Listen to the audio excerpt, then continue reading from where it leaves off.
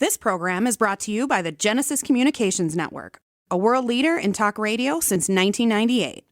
Visit GCNlive.com today.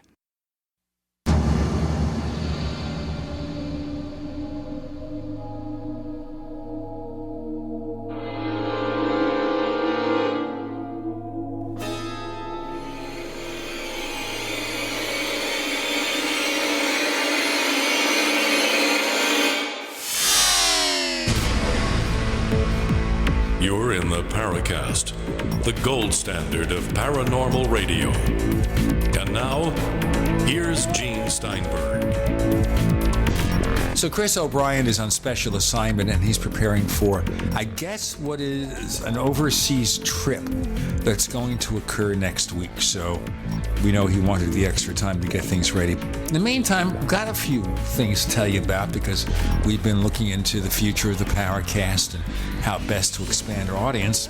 And we got a letter from the Affiliate Relations Department over at GCN, our network, and he tells me that the Paracast and also the other show, the Tech Night Owl Live, are now being heard over KRFE 580 AM radio in Lubbock, Texas, which is a pretty big market. And 580, of course, is one of those great frequencies for AM radio, so it carries a real long way.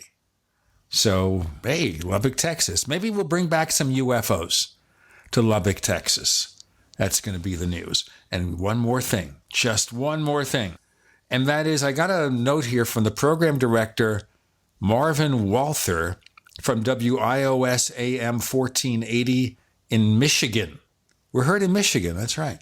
And he said, when I asked him for some stats and ratings, based on listener statistics from our online streaming, it looks like the Paracast is at least as popular among our audience as Rush Limbaugh, Sean Hannity, even more popular than Mark Levin.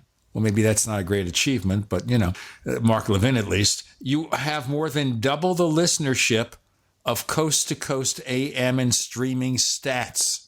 That's what it says here. And I asked him, what about the station itself? And he said, that trend is mirrored on the station itself. There's a lot of people out there listening. Let me just put these papers away because I think it's professional when you're in radio to have the sound of putting away papers. There we go. Let's see. Who does that? Rush Limbaugh does that. And also TV host Rachel Maddow does the paper thing. And maybe if I keep doing papers like that, I won't make as much money. Anyway, our guest co-host this week is Greg Bishop. Hey there, Greg. Hi, Gene. Hi, Chris. We also have a special guest. Okay? Surprise guest coming from a long, long way out there. All right? Greetings, Earth creatures. You think that you have tuned into one of your broadcasts, but we are going to have control now, no matter who you might send into space. Who is this? This is Ming, the emperor of this foundational galaxy. An emperor. Ming. The emperor, you may bow down. I have sent my minions toward your planet. Well, last week I was kneeling before Zod, so it's getting a little crowded out there for people who want to control what we do. Or so you think. May I ask something here? You're an advanced being from another planet, right, Mr. Ming or Emperor Ming? Yes, I am. So why do you speak in a bad German accent? It was all that was left over. French was taken. It was too messy. Welcome to Chris Rutkowski, who has powers and abilities that we know nothing about. When did you start, Chris, the shtick about doing Ming? Well, that goes back, I guess, about 4 or 5 years ago, when there was some radio plays that were being produced by a theater company. And I was invited to participate and voice some radio plays. And it was a lot of fun. We did some Flash Gordon. We did some Shadow. We did some Doc Savage. Lots of the fun stuff. And when you really get into it with all the sound effects and the horror and suspense and the organ playing in the background, it's just a lot of fun. Now, I wonder how many people nowadays remember The Shadow. Because when I grew up in Brooklyn, New York, that was my favorite. Well, there's actually a revival of that. There's a number of companies that have started producing and republishing the old pulps in book forms. You can actually get the pulps reproduced in facsimile editions, really nice with some color illustrations as well, and some of the original illustrations from back then. And some of the radio plays themselves have been produced. So there really is an interest in this. And I guess that says something, that people are looking for something that isn't the same anymore, because I think we're almost reached the point of superhero burnout between DC and Marvel and Civil War and all that sort of stuff. And Ragnarok. We reached the point where we want something a little bit different, and certainly a throwback to the good old days really makes a good listening. Now, you have to look at The Shadow, which was a Street and Smith publication and a radio show back in the 30s, and it influenced Batman, among other things. It did. In fact, Doc Savage was a precursor to Superman, or some of the Superman stuff in its day. It all was related to one another, and the pulp authors were trying to really outdo one another, and in some ways just copy one another, so that they knew their audience, they knew what people wanted to read, they knew the dime novels were really popular. And that suspense was carried over into the radio shows. So it was great to pick up the dime novel or the pulps from the newspaper vendor, and then listen to some of the other stuff that evening. It was a great time for science fiction and fandom in general. Now, one of the main writers of The Shadow was a magician named Walter B. Gibson, who wrote, about 300 of the Shadow novels? A lot of those, yeah. Fascinating stuff in those early days. And Doc Savage, they've tried with a couple of movies, I think a TV movie. It didn't do well. I heard they were making a movie for Doc Savage. It's a matter of adapting it to a modern audience. Yeah, I'd like to see that. There's a story about how he can actually fit into the Marvel universe, and he probably could, because he was a contemporary of Captain America back then. So there is a way. The movie with Ron Ely back in the 70s or so was not as bad as some broadcast. In fact, I've watched it again recently, and it's a lot of fun. But there are ways of bringing some of these pulp heroes back, and it would be nice to see. Now, The Shadow, I don't think they ever did right, because the B movies of the 40s were just junk. They tried again in the 90s, where very famous screenwriter David Koepp wrote the screenplay. Alec Baldwin played Lamont Cranston in The Shadow. Oh, yeah. Yes, I remember And Jonathan Winters played the police commissioner, and the taxicab driver was played by, of course, a certain actor we remember from Young Frankenstein. Peter Boyle. That's right. Now, I liked it, except for the problem is that they went too far. I think it was too much over the top. It was very campy. No question. They played on the camp. If they cut back the camp, I think it would have worked. But then look at the beginning scenes where Lamont Cranston goes to the Orient and learns to become a crime fighter after discovering the secrets of crime. Then look at the beginning of Batman Begins and tell me you don't see the influences. And Doctor Strange, which starts in another week or two, has the same theme. They had a funny scene on one of the late night comedy shows where the actor who plays Doctor Strange comes on. Benedict Cumberbatch. Right. And Benedict Cumberbatch plays Doctor Strange with the American accent, of course. And he's trying to entertain some children with his tricks. And that gets to be a little bit crazy. But of course, it's all in good fun. And by the way, that movie with all its wacky psychedelic special effects is getting very good buzz from Rotten Tomatoes. The places that normally would really be down on such movies seem to like it. We've got Canadian UFO researcher Chris Rutkowski. Our guest co-host is Greg Bishop. Chris O'Brien's on special assignment with Gene. Chris Rutkowski and Greg, you're in the Paracast.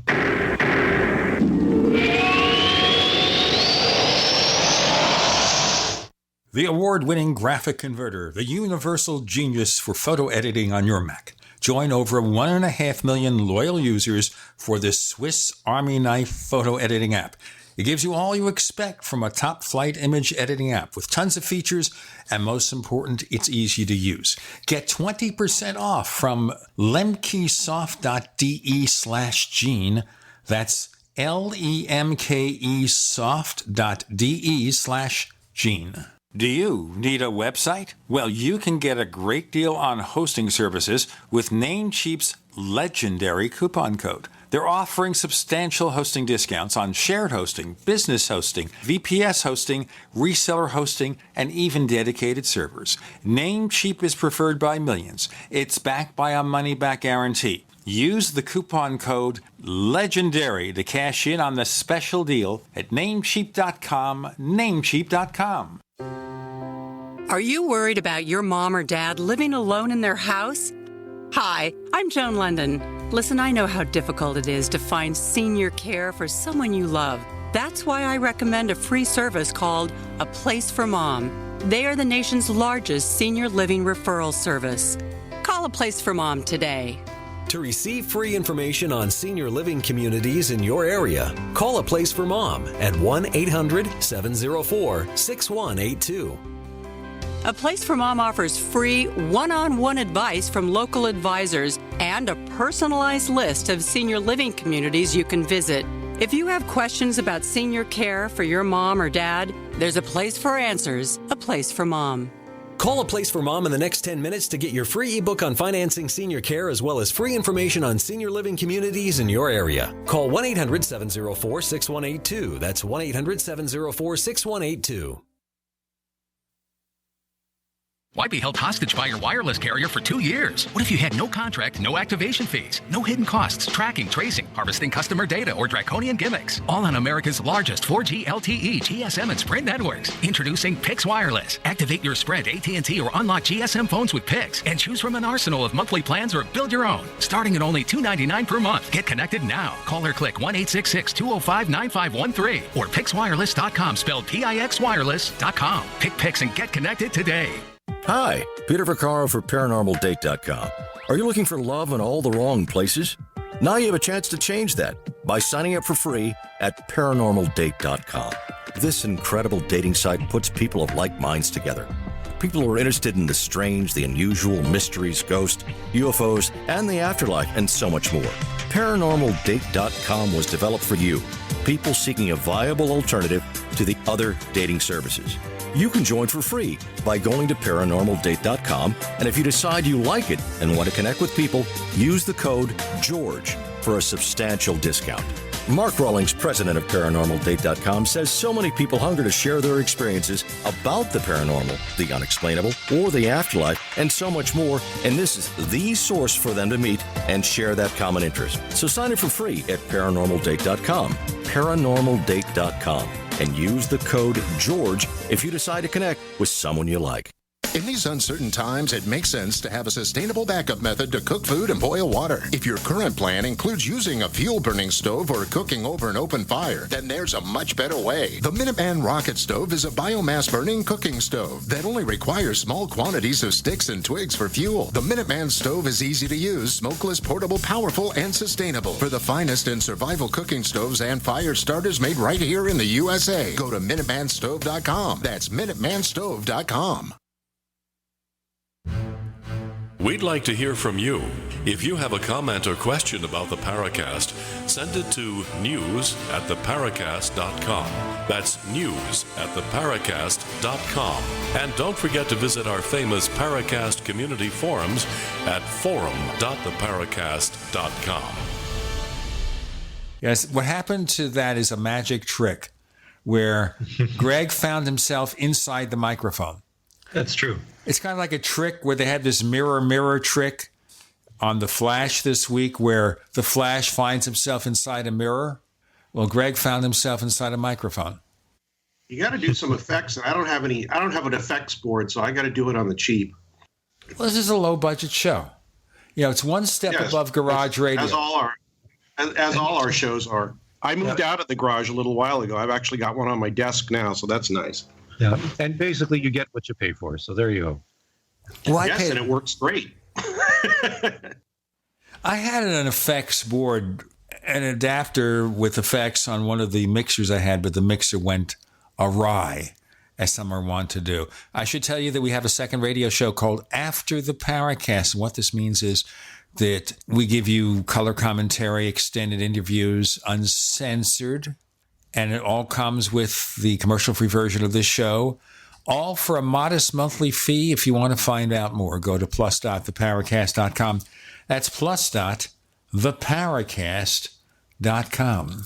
Greg Bishop is our guest co-host. Chris O'Brien is preparing for an international trip, and we hope we'll have a lot of stories to tell us about that. But we have Chris Rutkowski, who has done a lot of solid work. And I saw an article on your blog, Chris, and I wanted to talk about this because we always worry about this in the UFO field. And you call the article "The Danger of UFO Fandom" that you wrote a few months ago. And would you tell me, please, why is there a danger? Well, the problem in ufology today is that there's a series of rifts that have developed between the ones who want to think in terms of case investigations, following up stories, talking to witnesses, trying to piece together puzzles of what was really seen. And then there are those who are really fanatical about the UFO phenomenon, that they read absolutely everything there is to read about UFOs, which unfortunately is 90% junk, and they'll start to breathe and live all of that type of thing. So you get people who think in terms only of Atlantis and telepathic communication with beings from other planes of dimensions and realities and so forth.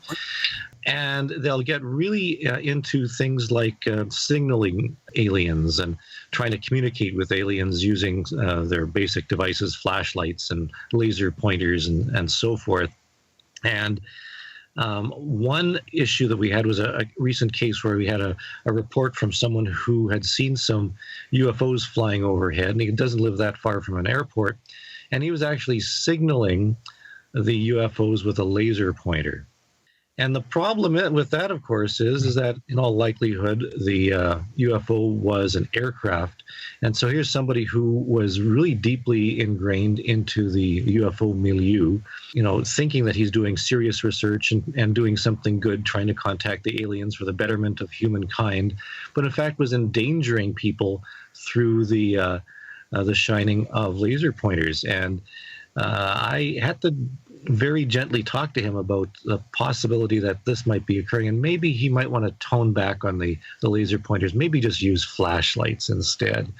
And he thought that was probably an okay idea. But the fact that some people are doing this, and this is just one person that I'm aware of fairly close to where I live, I've heard stories about many UFO excursions where people are taken out into fields or campsites, and they go overnight and they shine their laser pointers to try and communicate with the flying saucers that are flying overhead.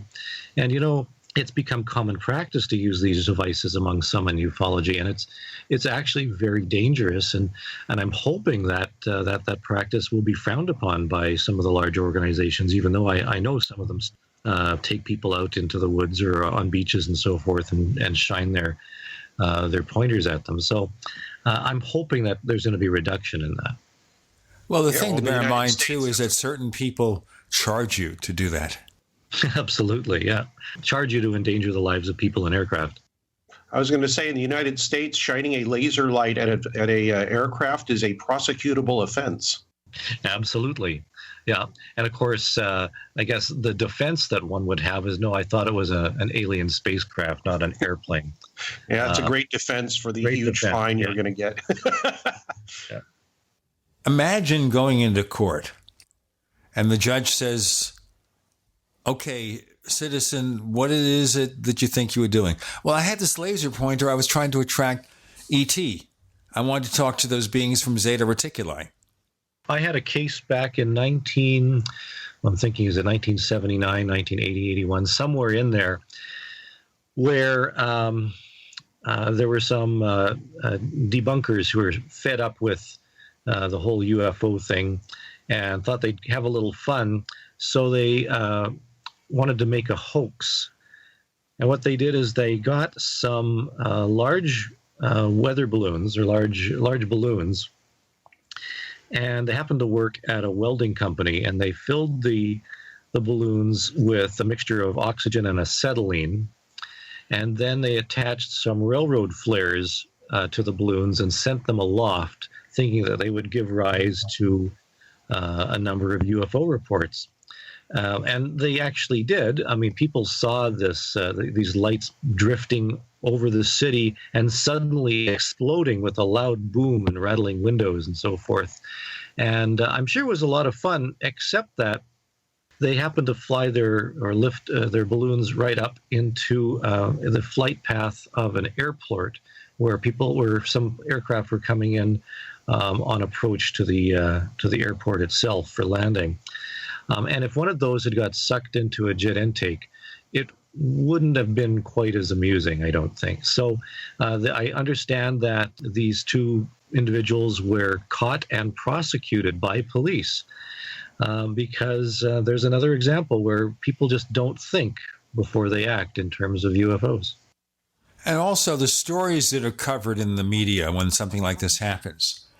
It basically gives everybody the impression that people who go after UFOs are wacky people, eccentric, crazy, wacky people, and that hardly helps the case. Yeah, and the dominance of wacky people in ufology doesn't really help the case, does it? Because a lot of people, it's the squeaky wheel that gets the grease, I suppose. The ones that are making the loudest noise are often the ones that media are attracted to, and the ones who are actually doing the serious research tend to be in the background, just plugging away, trying to get the work done and trying to produce some data and scientific papers so that there is an open discourse and dialogue. And you tend not to hear about those very much. Well, of course, the media is always looking for the lowest common denominator. And the reason being, that's what gets ratings. That's what is clickbait.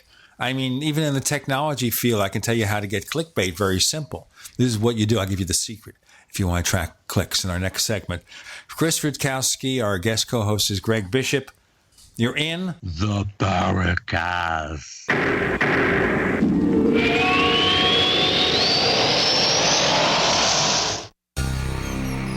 Thank you for listening to GCN. Visit GCNlive.com today.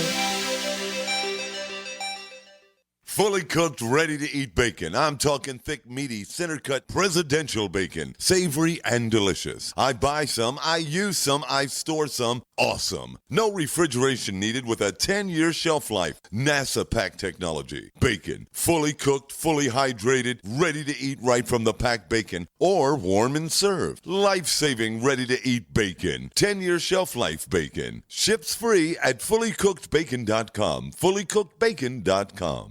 By now you know that wireless technology like cell phones do in fact pose dangers to the health and privacy of everyone. Blockit Pocket's wide range of products are unmatched in providing the protection you deserve. No scare tactics, just common sense. BlockitPocket.com offers quality American-made options to alleviate and eliminate these invisible dangers. Learn more at BlockitPocket.com or call 888-315-9618. BlockitPocket.com, enhancing health and privacy.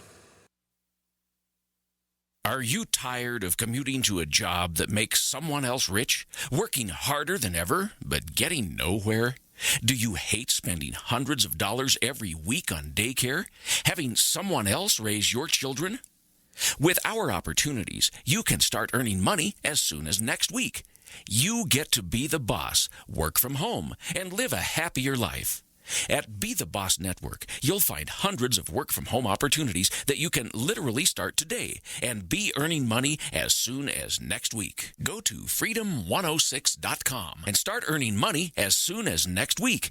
You get to be the boss. Get out of the rat race. Work from home. Go to freedom106.com right now and change your life today. That's freedom, the number 106.com. Go to freedom106.com and start earning money as soon as next week. You be the boss. Go to freedom106.com.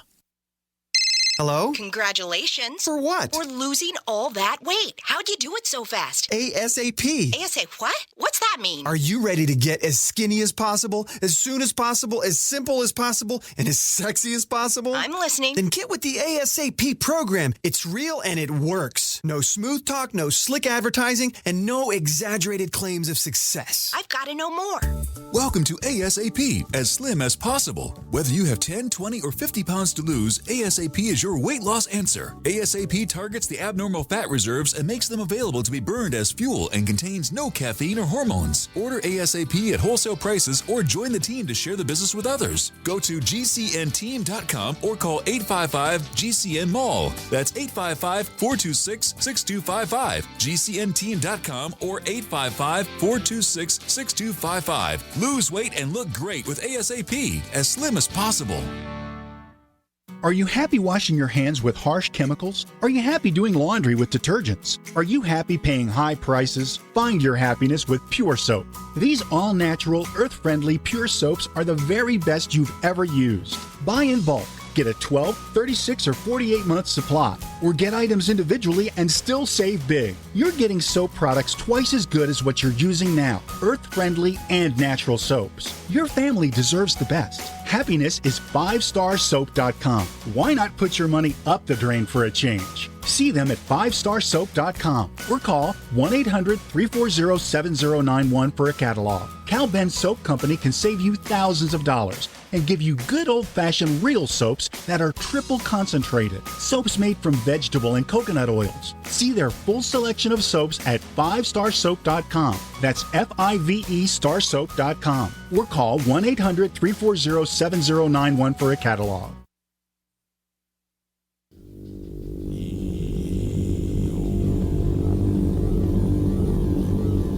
This is Jacques Vallée. You're listening to the Paracast, the gold standard of paranormal radio.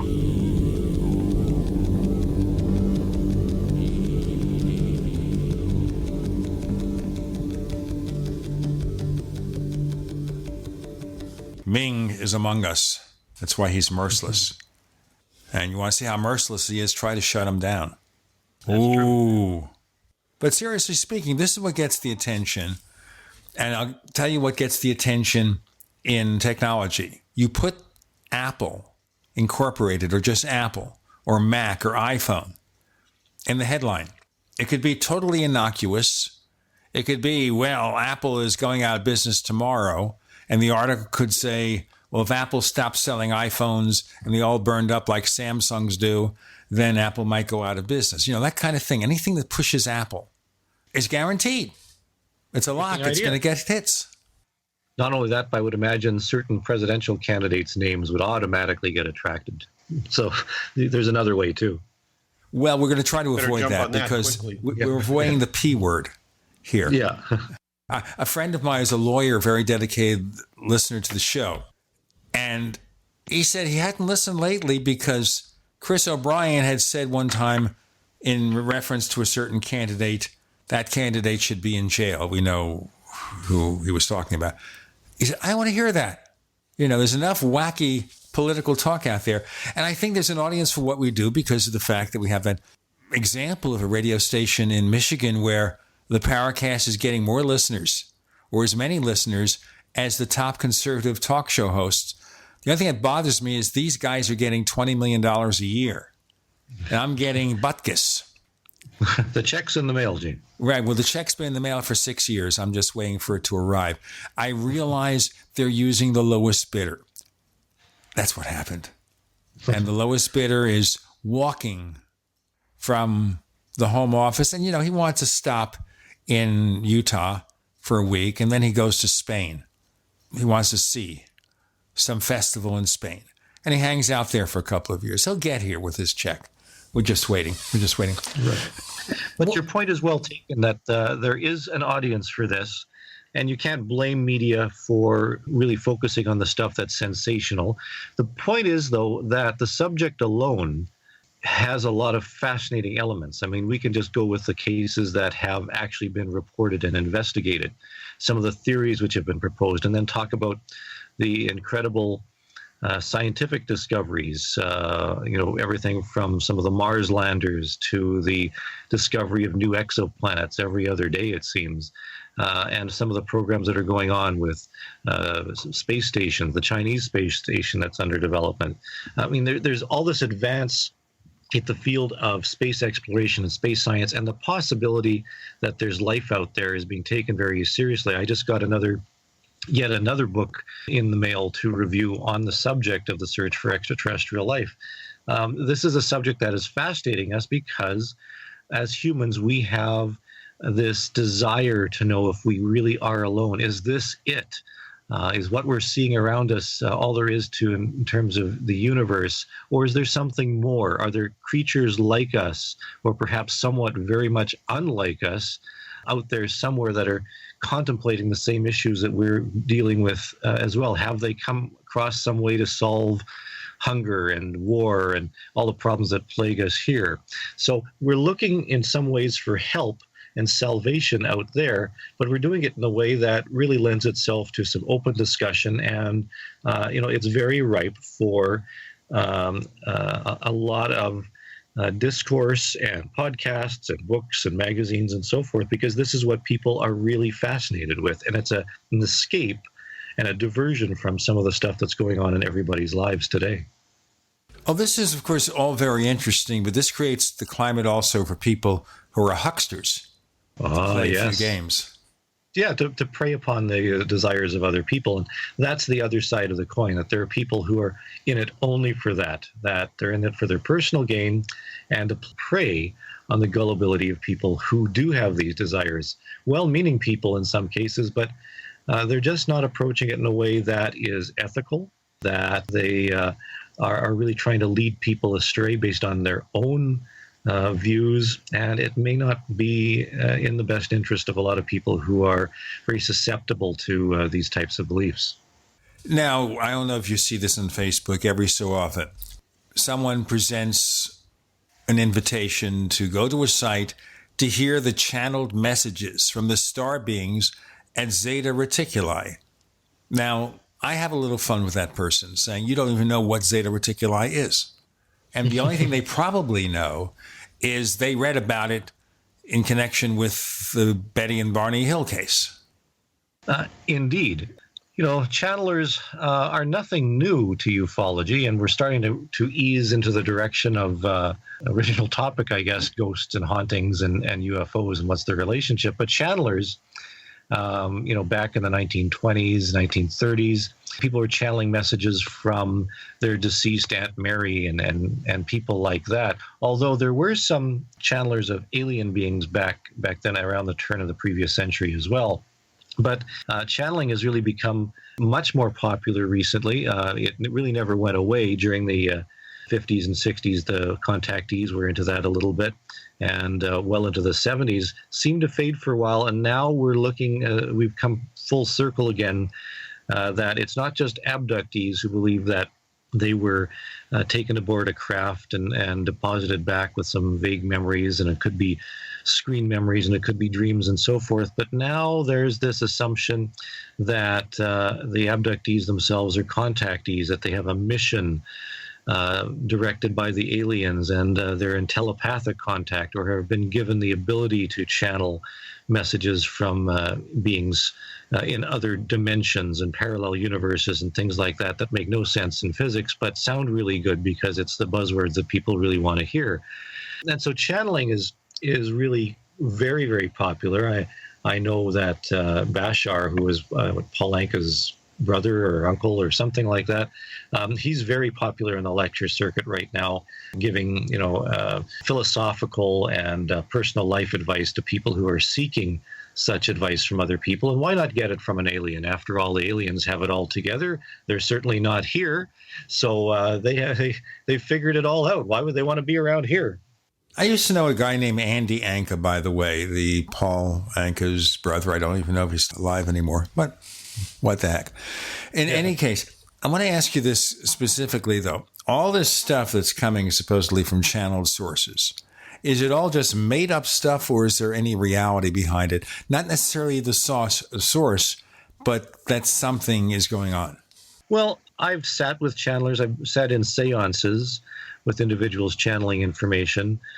In terms of the contactees, I've been with a few contactees who have said they've received channeled information. And the problem is the channeled information hasn't changed much over the past 60 or 70 years. I mean, I can look at channeled messages that have come through the Aetherius Society and other groups from the 1950s, and it's really identical. You know, basically, the Earth is messed up.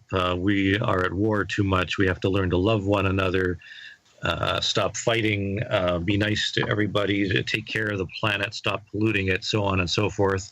That message is identical to what's happened from the early contactees from the 1950s and 60s. So in that sense, I would say there's nothing new under the sun. And if the source for the channeled messages seems to be the same, then the messages seem to be the same. Back then, we know a lot of the individuals involved were simply in it for gain, personal gain, in it because they themselves perhaps had some personal issues. I'm not saying that's what's going on now, but if the message is identical and the process is identical, I suspect that they're really no different than what was produced decades ago. They're just like the fortune tellers. They're making stuff up. We have Chris Rutkowski, and we're talking about UFOs, psychic phenomena. It's a Halloween weekend, so we may get into a little bit of ghosts and UFOs in a moment. We have Greg Bishop. Chris O'Brien's on special assignment. With Gene, Chris, and Greg, you're in the Paracast.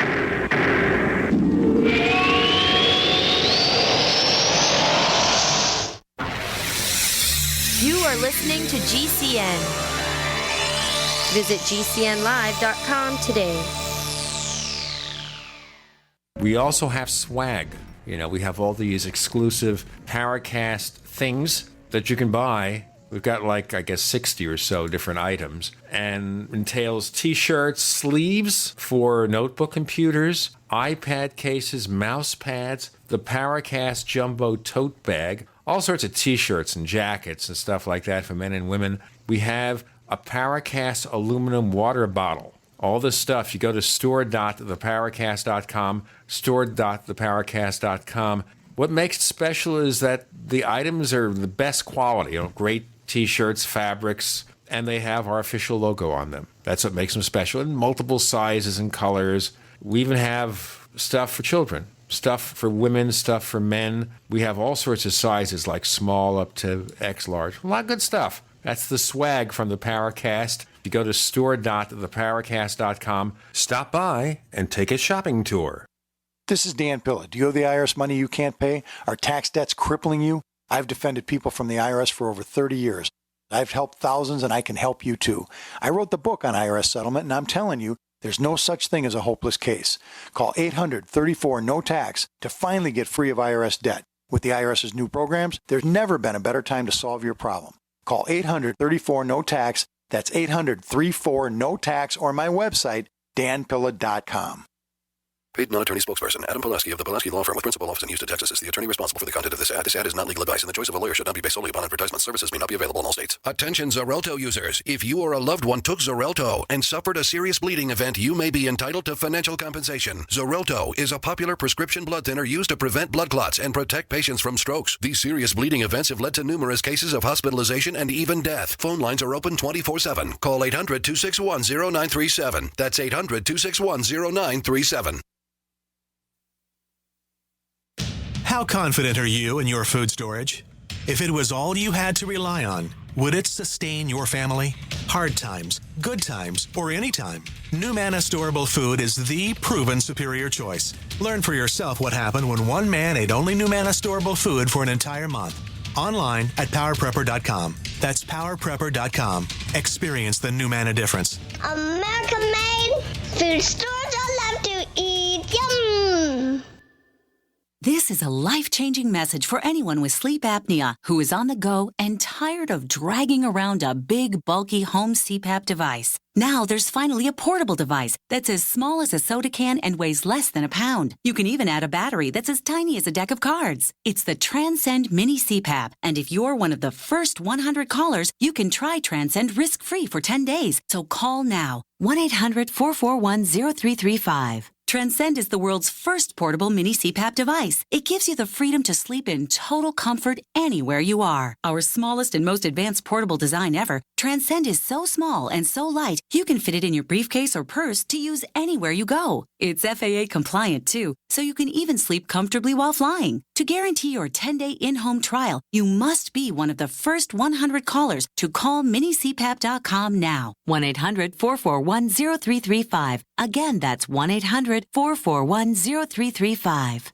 In these uncertain times, it makes sense to have a sustainable backup method to cook food and boil water. If your current plan includes using a fuel-burning stove or cooking over an open fire, then there's a much better way. The Minuteman Rocket Stove is a biomass-burning cooking stove that only requires small quantities of sticks and twigs for fuel. The Minuteman Stove is easy to use, smokeless, portable, powerful, and sustainable. For the finest in survival cooking stoves and fire starters made right here in the USA, go to MinutemanStove.com. That's MinutemanStove.com. This is Jerome Clark, author of the UFO Encyclopedia and other books. You're listening to the Paracast.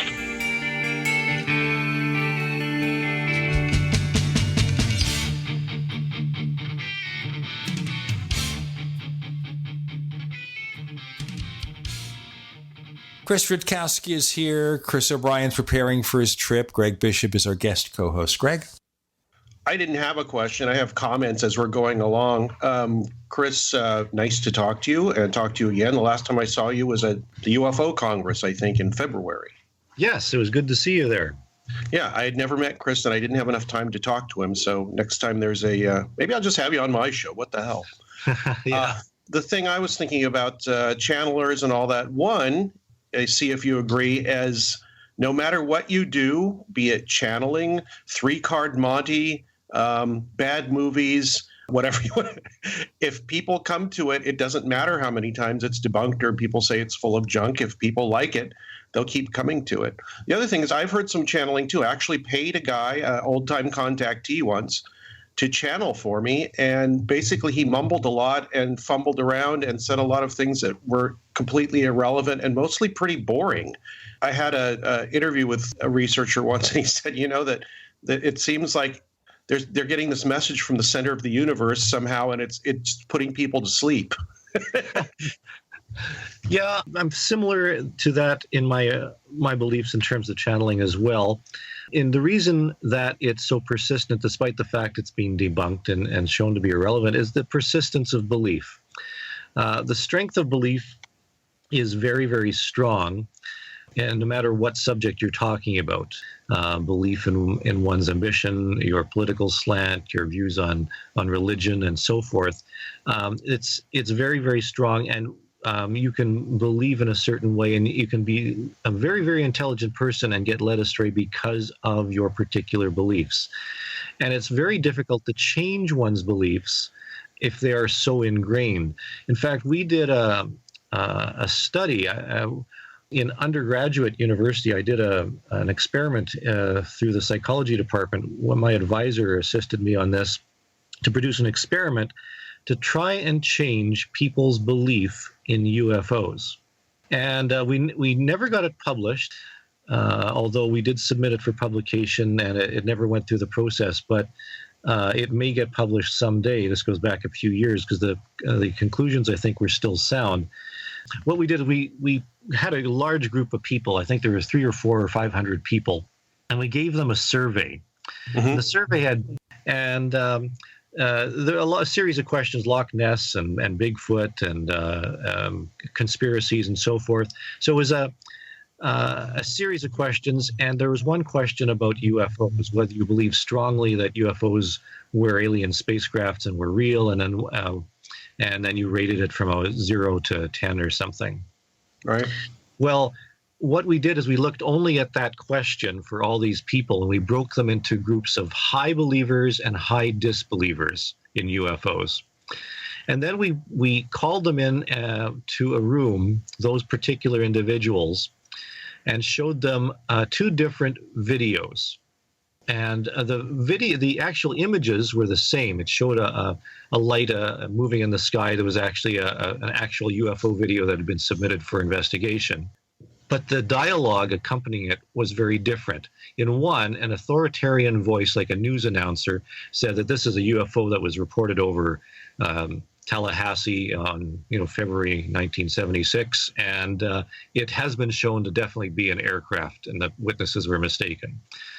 On the other one, it was also an authoritarian voice, but it was saying this UFO video was studied by astronomers and scientists from RAND and JPL and has never been able to be explained.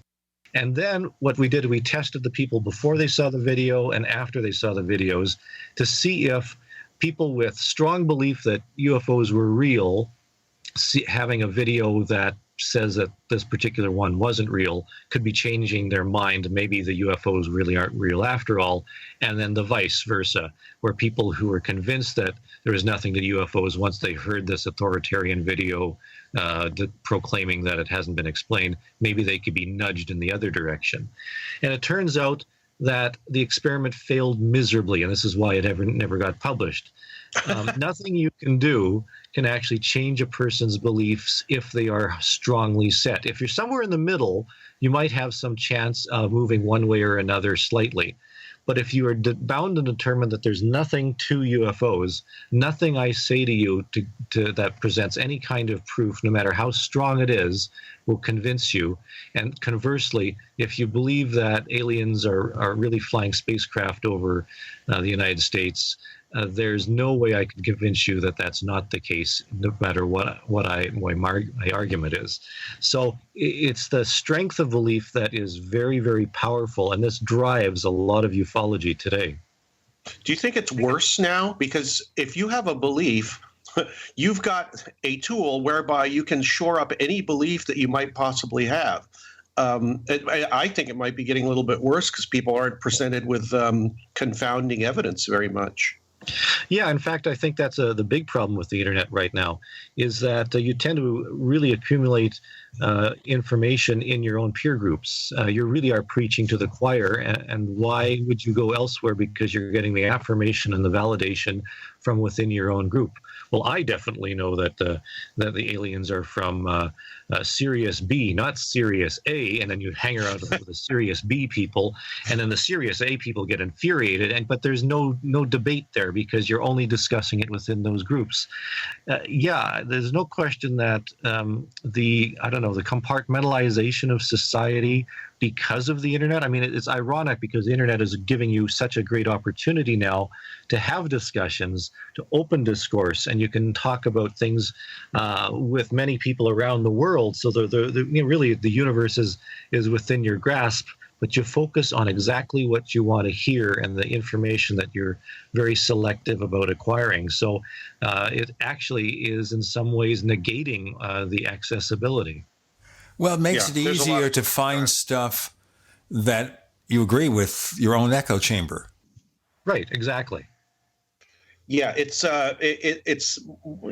so much easier, but it's I don't know. It seems like to me that I'm not horribly old, but when I grew up, it took a lot of work to find things that would shore up your argument rather than your belief.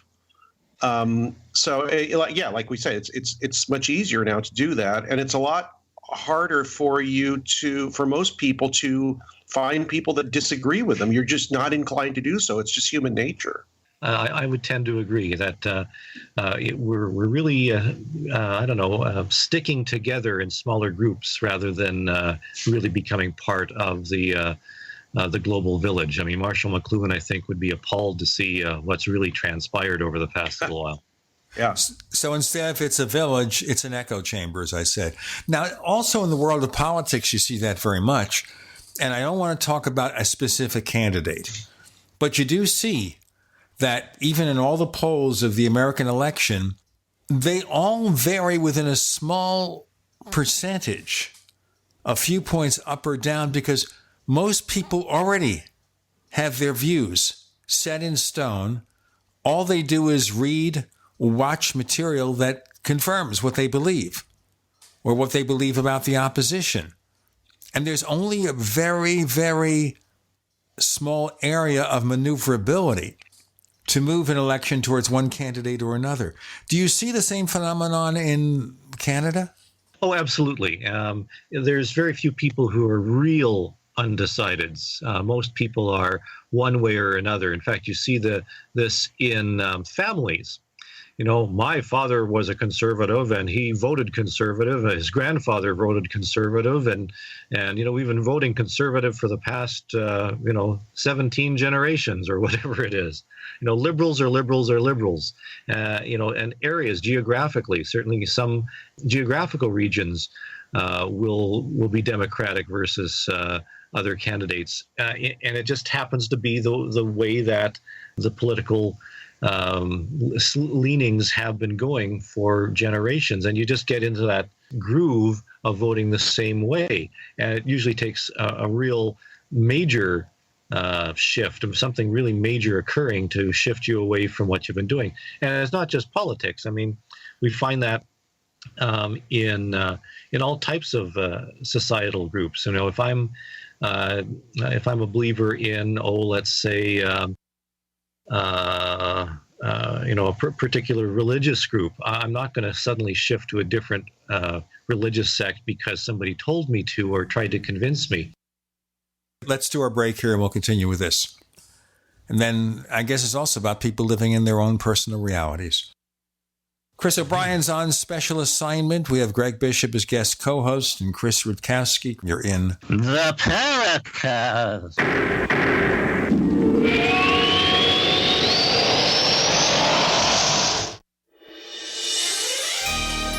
Thank you for listening to GCN. Be sure to visit GCNlive.com today. Attack of the Rockoids has been well received by critics and readers alike. It's a thrill-a-minute story you'll never forget.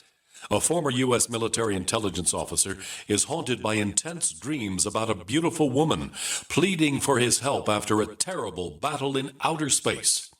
But the dreams turn out to be true and thrust him into a telepathic love affair with a woman whose faraway planet is intent on destroying the Earth.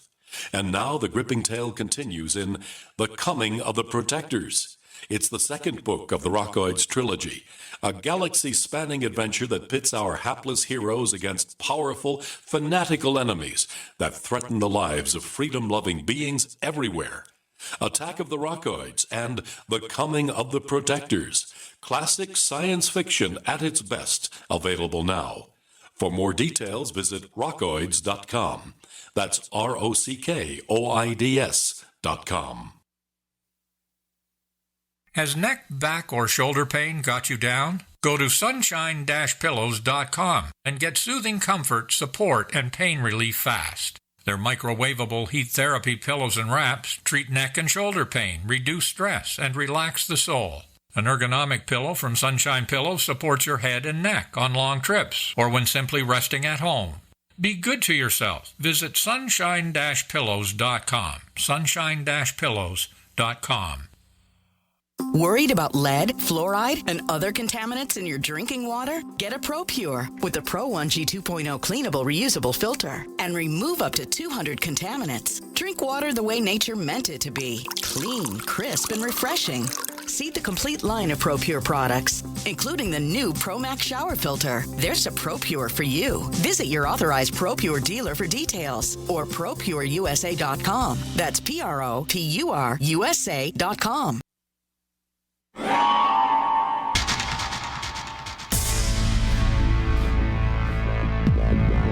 Welcome back to the Paracast, the gold standard of paranormal radio.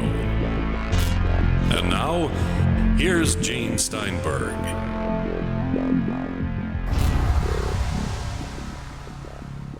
Oh boy, that is channeling. That's channeling. I don't know what channel. That was clearly Ashtar. I had nothing to do with that. Right. Ashtar came in through his body. I wish he'd stop doing that, boy.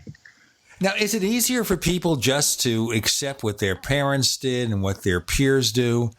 I mean, to actually think for yourself and stand apart. That's not easy because the social pressures are forcing you in the other direction. Yeah, we certainly are under pressure from a lot of directions. There's no question. And we see this in science, too. You know, the whole debunkers versus believers in ufology. If we can steer this back to ufology briefly. I wanted to show that it applies to all of society, but let's go on. Yeah. Absolutely. But I mean, it's very strong in ufology versus, debunkers versus believers. Debunkers, hardcore debunkers will search for every opportunity to show that certain cases and theories and individuals are really off track. Whereas believers, they're really very narrow in their beliefs because it doesn't matter whether that particular case was explained as Venus. The one that I had definitely wasn't Venus, and therefore the aliens really are real. You get that kind of attitude all the time. So it really does apply across the board, from religion to politics to ufology to scientific views to views on, even which manufacturer of power tools are better, or cars. I mean, you simply cannot convince a Chevy owner that Ford is better. It just doesn't work like that. You see, I'm really an outlier here because I never fell in love with one car brand. I've had a number of different car brands. Whatever sounds interesting, if I can afford it when I'm in the market for a car, and that's less and less so as I get older, that's what I get. I think the only area where I stuck with something would be Apple.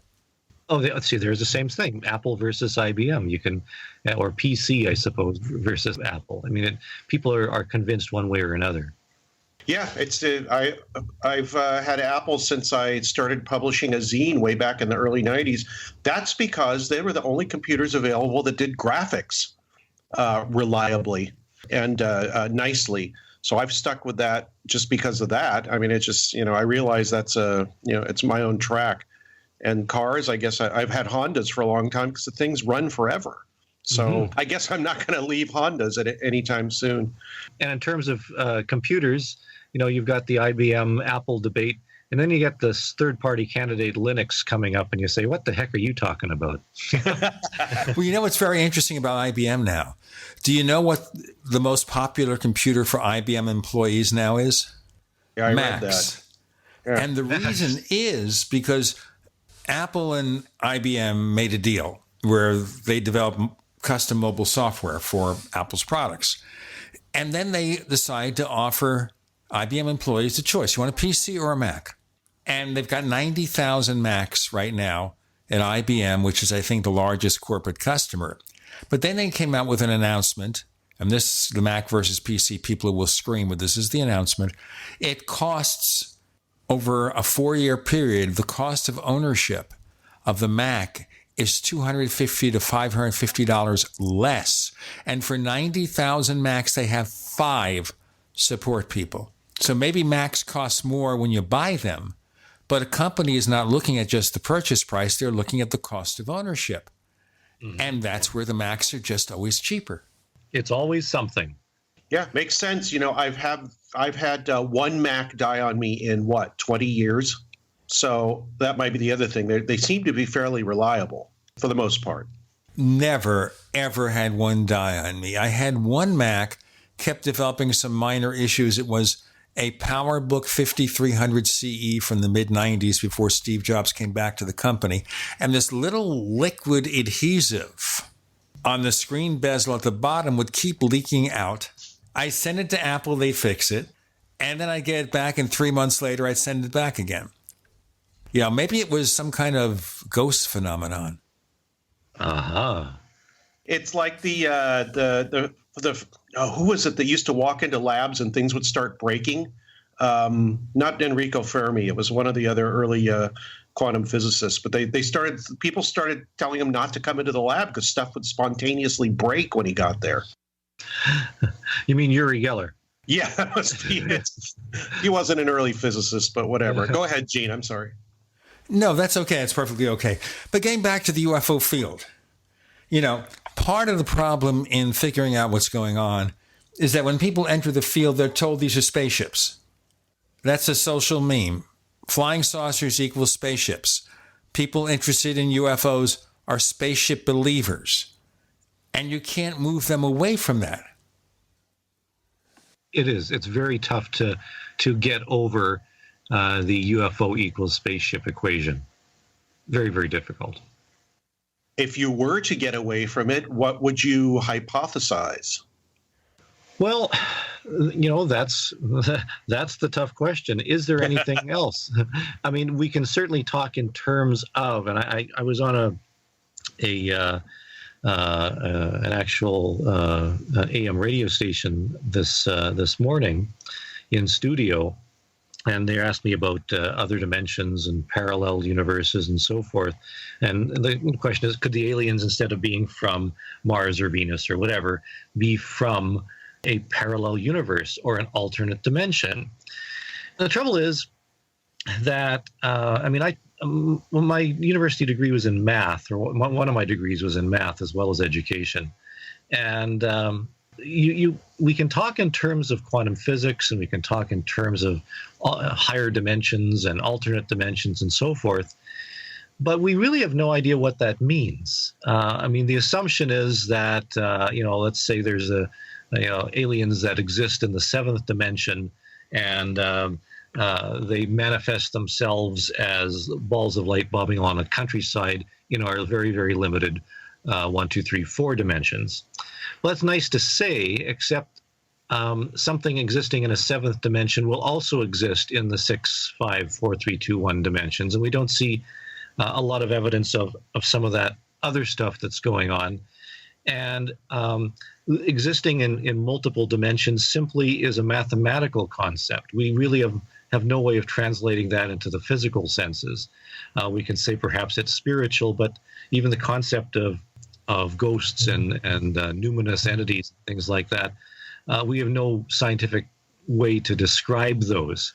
So to say that something's from a higher dimension makes no sense scientifically or mathematically. It just doesn't work, and it doesn't help us. You might as well say that the beings pop in and out through waving a magic wand, because there's really no difference between that in terms of scientific discussion. In terms of parallel universes, well, there are some very advanced theories of cosmology with alternate universes or universes beyond our own that don't intersect. And the problem is they don't intersect. And traveling between universes that don't intersect causes a little bit of a problem. So again, we don't have the physics or the mathematics that would describe such things. So sort of throwing them around as possibilities doesn't even amount to a theory. It's just throwing up your hands and shrugging, and you're saying you don't know. So I would rather say I simply don't know, rather than invoking some sort of, universal consciousness or something like that some people are talking about. So if it's not aliens, and one theory is that there really aren't, I guess that's a possibility. But if there really are aliens, how do they get here from there, wherever they are? That's an interesting discussion. But is it possible that UFOs are a natural phenomenon? Michael Persinger made a lot of papers and a lot of studies on the possibility that UFOs represent some sort of tectonic energy, that there's electromagnetic energy from inside the Earth that is being released in very subtle and discrete amounts that either manifest as balls of light or make people think, because of the energy is affecting their minds, make them think that they're seeing UFOs. Let's pursue this in our next segment. Chris Rutkowski, Greg Bishop, Gene Steinberg, you're in the Paracast.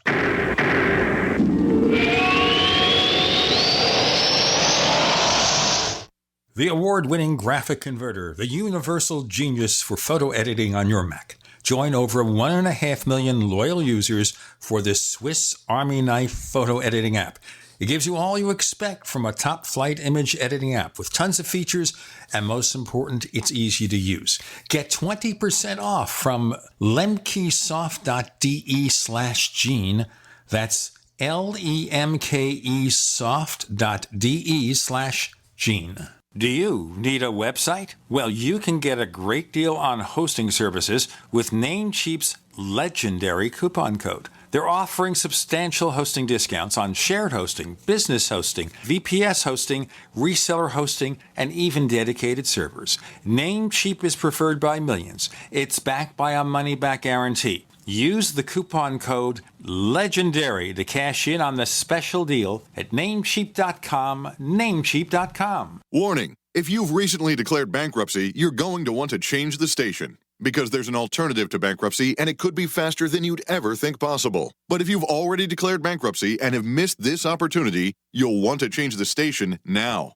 Here it is. Right now, the company that has resolved more credit card debt than anyone in the U.S. may be able to settle your debt too. You could reduce your debt with one low monthly program payment. If you call right now and qualify, Freedom Debt Relief will show you how low your monthly program payment could be for free. Call now, 1-800-557-3965. That's 1-800-557-3965. If you're struggling with debt, this could be your answer. And the bigger your debt, the more money you could save. To find out for free how much of your hard-earned money Freedom Debt Relief could help you save, call now, 1-800-557-3965. 1-800-557-3965. 1-800-557-3965.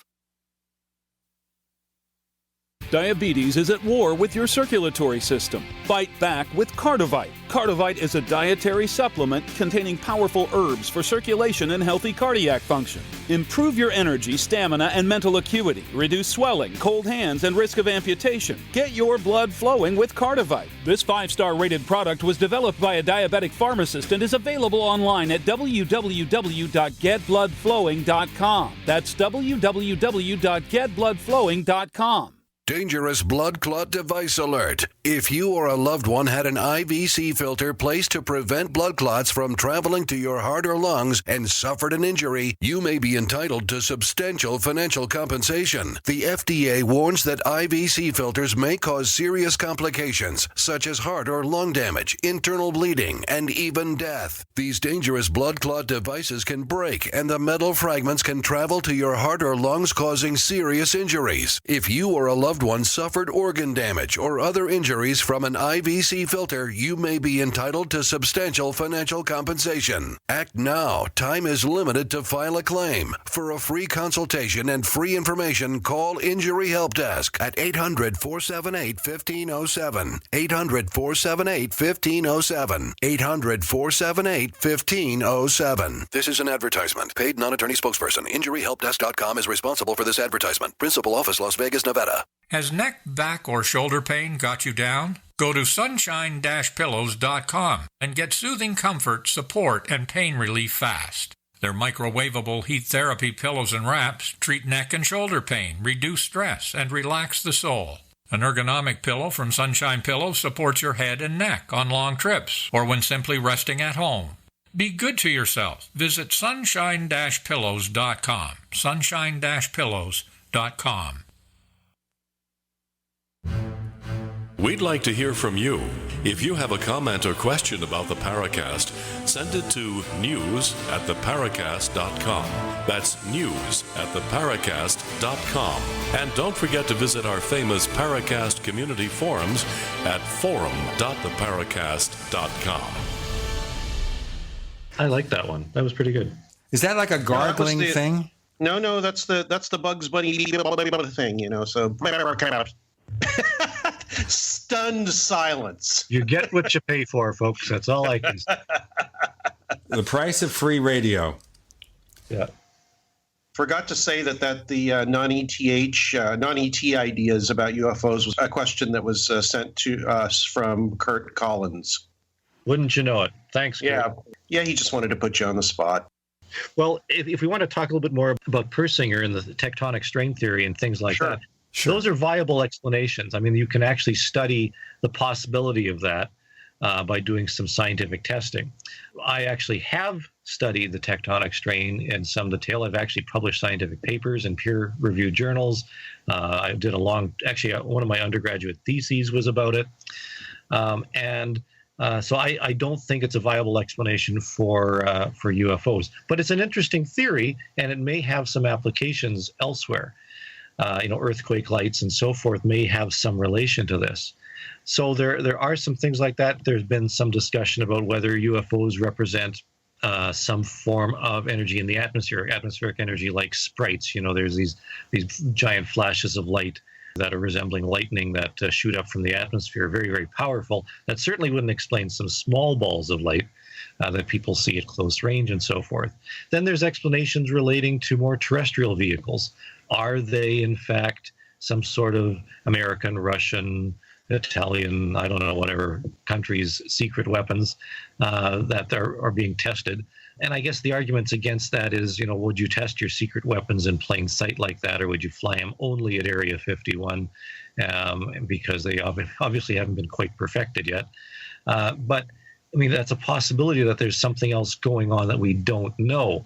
In fact, there's plane spotters, the equivalent of train spotters, who spend all their time examining the skies, watching aircraft flying overhead from various large centers and military bases. And that's how we found out about things called the pumpkin seed aircraft. These are a very advanced aircraft that they believe have been launched from Area 51 and other test grounds that are very, very advanced, are being used in supersonic flight to do overflights for military operations, overflights for reconnaissance and so forth. So it's through these types of things of actual plane spotters, which I guess are the conventional version of UFO spotters, that we understand that there are some, in fact, top secret aircraft that are under development that have certain characteristics.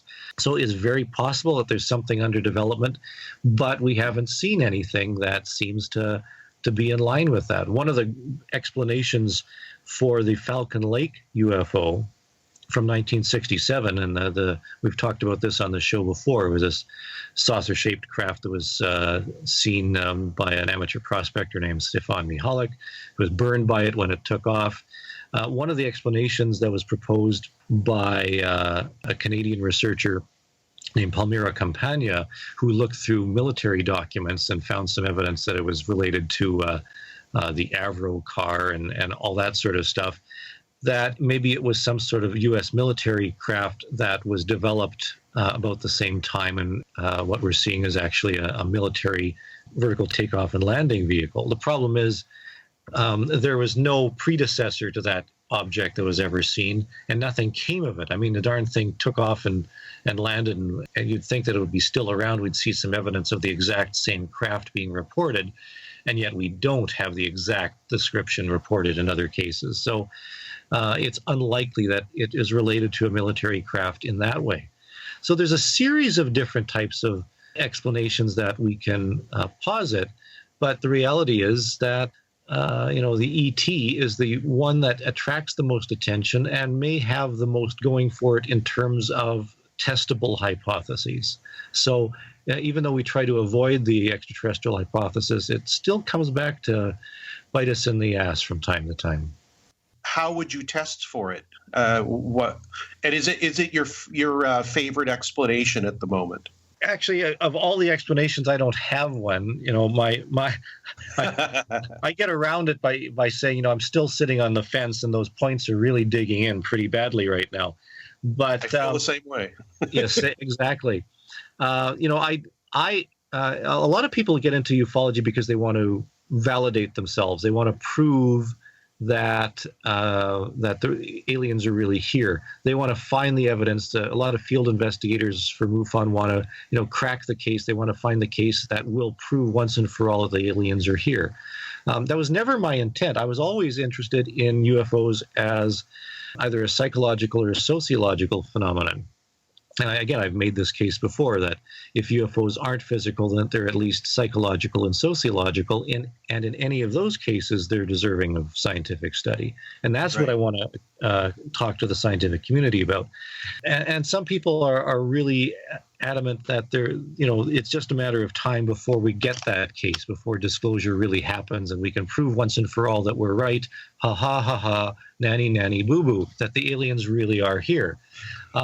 But there are a number of people like myself who aren't from that bag. We're studying the phenomenon as a phenomenon, gathering data, talking to people, openly talking about it, sharing information, trying to understand all the different facets of the phenomenon. I mean, as much as I think that the contactee and channeling thing is really going off track, it's a part of the phenomenon that we can't ignore. And for that, we should be studying it in more detail.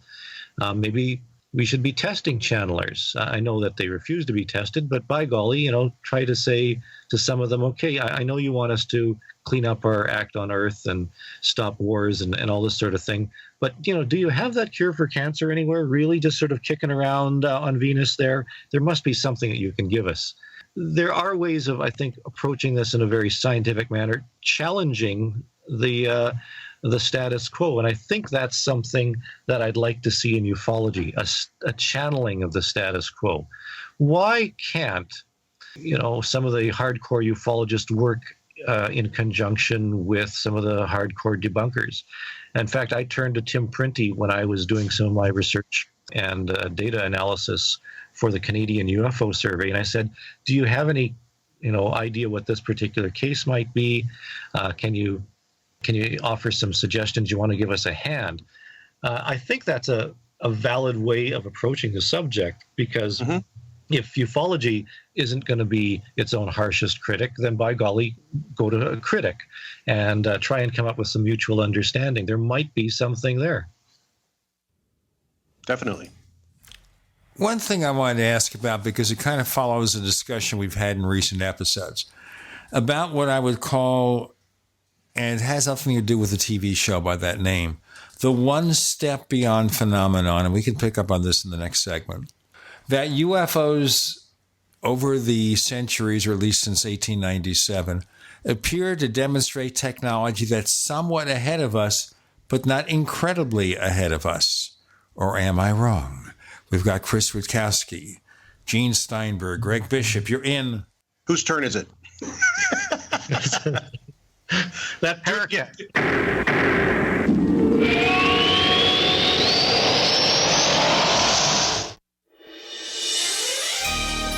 Thank you for listening to GCN. Be sure to visit GCNlive.com today. Hi, this is Ted Anderson. I'm here to tell you about GCNtelecare.com, a team of board-certified doctors assisting you 24 hours a day, 7 days a week, 365 days a year. Within 15 minutes of registration, care your family can afford. Revolutionizing the healthcare industry, virtual consulting providing diagnosis of non-emergency medical issues by phone or secure video on computer or smart mobile devices. GCNtelecare.com. Virtual care anywhere. Paid non-attorney spokesperson Adam Pulaski of the Pulaski Law Firm with principal office in Houston, Texas is the attorney responsible for the content of this ad. This ad is not legal advice, and the choice of a lawyer should not be based solely upon advertisement. Services may not be available in all states. Attention Xarelto users. If you or a loved one took Xarelto and suffered a serious bleeding event, you may be entitled to financial compensation. Xarelto is a popular prescription blood thinner used to prevent blood clots and protect patients from strokes. These serious bleeding events have led to numerous cases of hospitalization and even death. Phone lines are open 24/7. Call 800-261-0937. That's 800-261-0937. This is a healthcare alert from the Pain Relief Hotline. If you, a family member, or a loved one suffers from knee, back, shoulder, or ankle pain and have Medicare as your primary insurance, we've got great news. You don't have to suffer any longer. You can immediately qualify for a pain-relieving brace at little or no cost to you by calling our 24/7 Pain Relief Hotline at 866-389-0620. Delivery is free and all paperwork is handled for you. If you are on Medicare and have knee, back, shoulder, or ankle pain, don't wait. You can qualify to immediately receive a pain-relieving brace at little or no cost by calling our 24/7 Pain Hotline now at 866-389-0620. Our representatives are standing by 24/7 to take your call and rush you your pain-relieving brace at little or no cost to you. Shipping is free and all paperwork is handled for you. Just call 866-389-0620. That's 866-389-0620. Again, 866-389-0620. Hello, I'm Mike Lindell, the inventor of MyPillow, and like all of you out there, I had problems sleeping. Pillows would go flat, I would flip-flop all night long, I would wake up with a sore neck, maybe a headache, or feel like I needed a nap even though I slept 8 hours. When I invented MyPillow, I wanted it to where you can move the patented fill to give you the exact support you need as an individual, regardless of sleep position. MyPillow will get you into that deep REM sleep faster, and you will stay there longer. It's not about how much time we spend in bed, it's about how much of that quality sleep we get. I do all of my own manufacturing right here in the United States. I have a 10-year warranty. You can wash and dry my pillow, and I give you a 60-day money-back guarantee, so you have nothing to lose. And here's my best offer ever. You can buy one of my pillows and get one absolutely free. Go to mypillow.com or call 800-870-0305 and use promo code GCN. That's mypillow.com or 800-870-0305 with promo code GCN. Hi, Peter Vaccaro for ParanormalDate.com. Are you looking for love in all the wrong places? Now you have a chance to change that by signing up for free at ParanormalDate.com. This incredible dating site puts people of like minds together. People who are interested in the strange, the unusual, mysteries, ghosts, UFOs, and the afterlife, and so much more. ParanormalDate.com was developed for you, people seeking a viable alternative to the other dating services. You can join for free by going to ParanormalDate.com, and if you decide you like it and want to connect with people, use the code GEORGE for a substantial discount. Mark Rawlings, president of ParanormalDate.com, says so many people hunger to share their experiences about the paranormal, the unexplainable, or the afterlife, and so much more, and this is the source for them to meet and share that common interest. So sign up for free at ParanormalDate.com, ParanormalDate.com, and use the code GEORGE if you decide to connect with someone you like.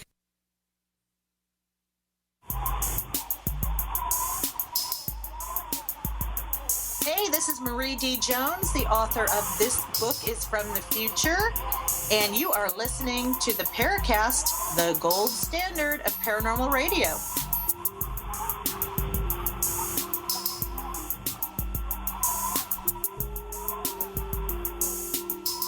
I wanted you to do that. Guess whose turn it is and just do it. Or use psychic powers. I got props for the next one, so. Okay, you can do the next. No, it's not the ocarina. Okay, so seriously speaking, or all seriousness aside, as some people say, do you notice that too? This thing where the UFOs appear in a lot of cases to be just a step ahead of us. Yeah, that's been talked about before, that, we see mystery rockets manifesting in the 1940s or so that are just a little bit ahead of their time, and mystery aeroplanes were just a little bit ahead of their time in the 1800s when people were seeing the mystery balloons and dirigibles and airships and so forth. The technology that was being thought of was a little bit ahead of the time. In fact, I remember when the airships were being discussed by a number of newspapers in my research that I was going through the airship mystery. A lot of people were talking about the amazing abilities of some of the airship inventors and the airship pilots. And the abilities were really ahead of the technology of that day, but it was being speculated upon. And I think it's more related to the fact that even now we're talking about Star Trek and Star Wars and flights between the stars, and we don't have that technology, but we're positing that some of the UFOs and flying saucers that are being observed now might have that technology. Whereas in the 1940s and 50s, they were being talked about like nuclear engines and things like that, which the technology didn't quite exist back then, but it was being talked about. So I think, believe it or not, science fiction and literature plays a very big role. It's interesting. We've come around from Ming the Magnificent Emperor, that science fiction has played a big role in the development of science, and certainly within ufology itself, that there is a relationship, and perhaps one is needed or tags along with the other. And, we're living in the Steven Spielberg universe right now, in the sense that we can now envision, we turn on our televisions, we go to a movie, And we can see aliens on the big screen. We can see spaceships flying between the stars. We can see what the types of interactions might imply. When the Arrival opens in theaters in just a matter of days now, it really puts a perspective on who we are and what would it really mean to communicate with an alien race that's really truly alien, and would we even have any kind of dialogue whatsoever, and what are the implications for the human race? It allows us to speculate, and at the same time, that we're able to envision this because of such things, and it allows some scientists to see, the ones who are graduate students today or maybe high school students today, in 10 years, it'll allow them the opportunity to think in terms of what's possible, not what is impossible. It's impossible to fly between the stars. You'll have somebody 10 or 20 years from now saying, you know what, I think it's possible to travel between the stars, and this is how I think we can do it. So once you have that shift in the relationship between fiction and fact, I think there's a lot of opportunity for good dialogue, and that's one thing that really excites me about what's coming up in the future. So can we expect warp drive? Well, whether it's actual warp drive traveling faster than the speed of light, which is by definition impossible, or cheating the speed of light through wormholes or something like that, I think it will be eventually possible to travel great distances in the universe. I don't know how it could be done right now. There's nothing, absolutely nothing in our physics that shows that it can be done right now. But maybe it's simply looking at the equations in a different way, perhaps finding a material that hasn't been tried before. Stan Friedman talks about, the possibility of mixing, vanadium with copper with a little bit of lanthanide mixed in, and nobody's ever tried that before. But what happens when you do? What kind of material do you produce by doing that? So, maybe there's something that's just around the corner that will allow us to speculate in ways that we haven't even thought of right now. I got a question. Chris, you've just been describing, a little bit ago, that all the technology that people see with regards to UFO reports seem to be just ahead of the technology of the time, or at least comprehensible in the time that they're seen.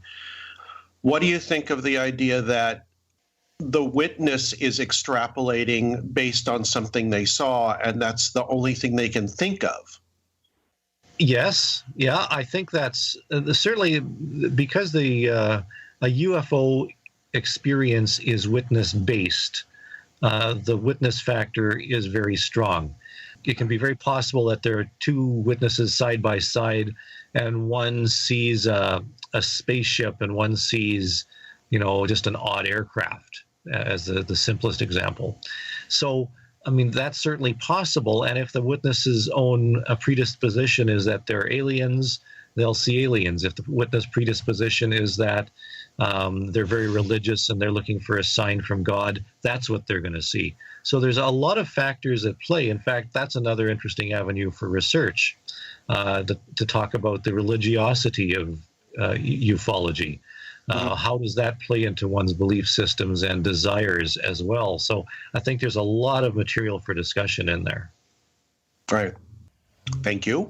Gene? Yes. Now, the thing about it that's most important here is when we talk about UFOs and contacting extraterrestrials, how does that endanger religions here? Because if they tell us they have a specific religion which is totally alien to us, do we treat them as infidels, or do we now adopt that religion because they are more advanced? There's another, we could do a whole show on that one. There's a movie in the works based on a novel titled The Sparrow. I'm trying to remember the author. It's a woman with 3 names. I can't remember right now.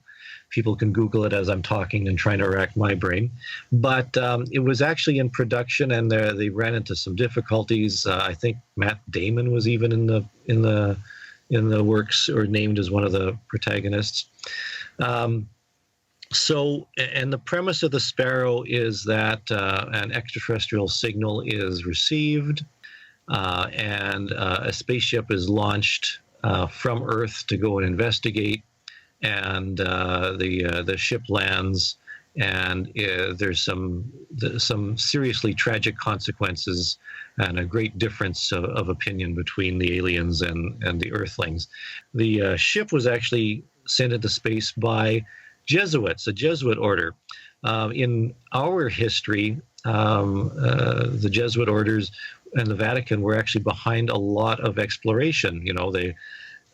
Christopher Columbus was commissioned that the Jesuits were sent to, quote unquote, explore North America. But at the same time, Jesuits were responsible for things like the development of time zones. There's a lot of science behind them. So it's actually a religious group that actually that are sent off into space. Sometimes with tragic consequences, and the aliens have their own types of religion, and it could be at great odds between some of the world's religions here. So do we adopt theirs? Do we dump ours? It's kind of odd. It's a little embarrassing to talk about, but I actually spoke in a church as part of a sermon that somebody was giving about the universe. I was invited to speak on the possibility of aliens out there in the universe and the implications for us here on Earth. Let's do that description of that sermon in our next segment with Chris Rutkowski. With Gene and Greg, you're in the Paracast, I believe.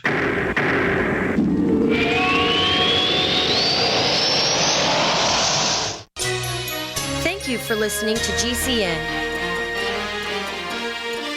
Visit GCNlive.com today. We also have swag. We have all these exclusive Paracast things that you can buy. We've got 60 or so different items, and entails t-shirts, sleeves for notebook computers, iPad cases, mouse pads, the Paracast Jumbo tote bag, all sorts of t-shirts and jackets and stuff like that for men and women. We have a Paracast aluminum water bottle. All this stuff, you go to store.theparacast.com, store.theparacast.com. What makes it special is that the items are the best quality, great t-shirts, fabrics, and they have our official logo on them. That's what makes them special, in multiple sizes and colors.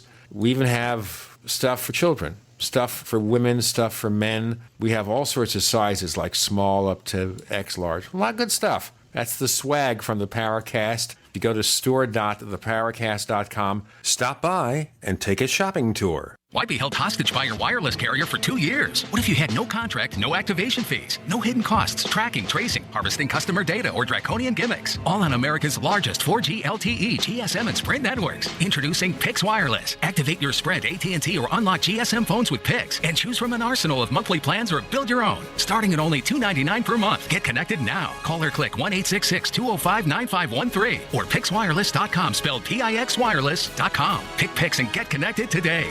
There is an affordable alternative to the high cost of healthcare that offers freedom from insurance while providing compliance with the Obamacare individual mandate. Imagine having access to quality, affordable healthcare that allows you the freedom to choose your doctor and hospital. Members can share up to 100% of necessary medical expenses, including some alternative treatments. Find out how you and your family can contain healthcare costs without giving up your freedom. Go to libertyoncall.org. That's libertyoncall.org. Hunters, anglers, campers, and survivalists. Get back to nature. Expand your horizons with the highest quality, most versatile, unique slingshots and sling bows on the market at slingbow.com. Sling bow products are compact and models start from just $17.98. They're perfect for your bug out bag or storing in your vehicle. Give yourself and your loved ones the excitement and tradition of sling bow. A new frontier in archery and truly modern twist on this primitive survival tool. Feel the thrill only at slingbow.com.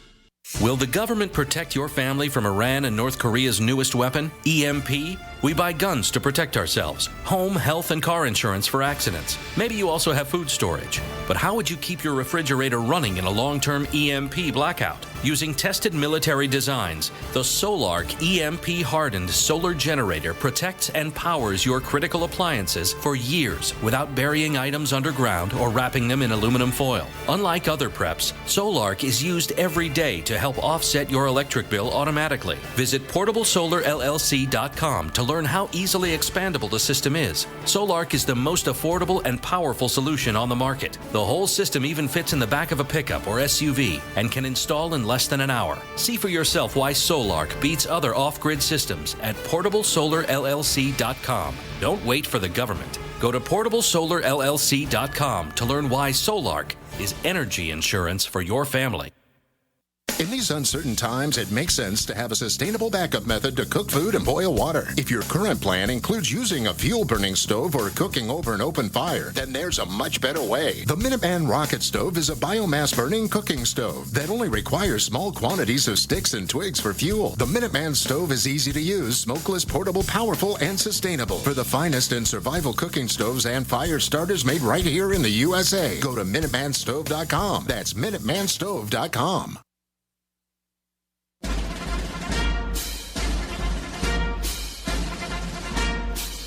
Hi, it's Grant Cameron from presidentialufo.com. You're listening to the Paracast, the gold standard of paranormal radio.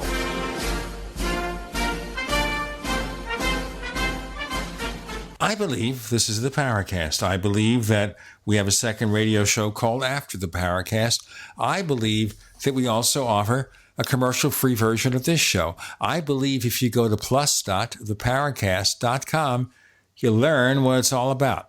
So Reverend Rutkowski is delivering a sermon, sir.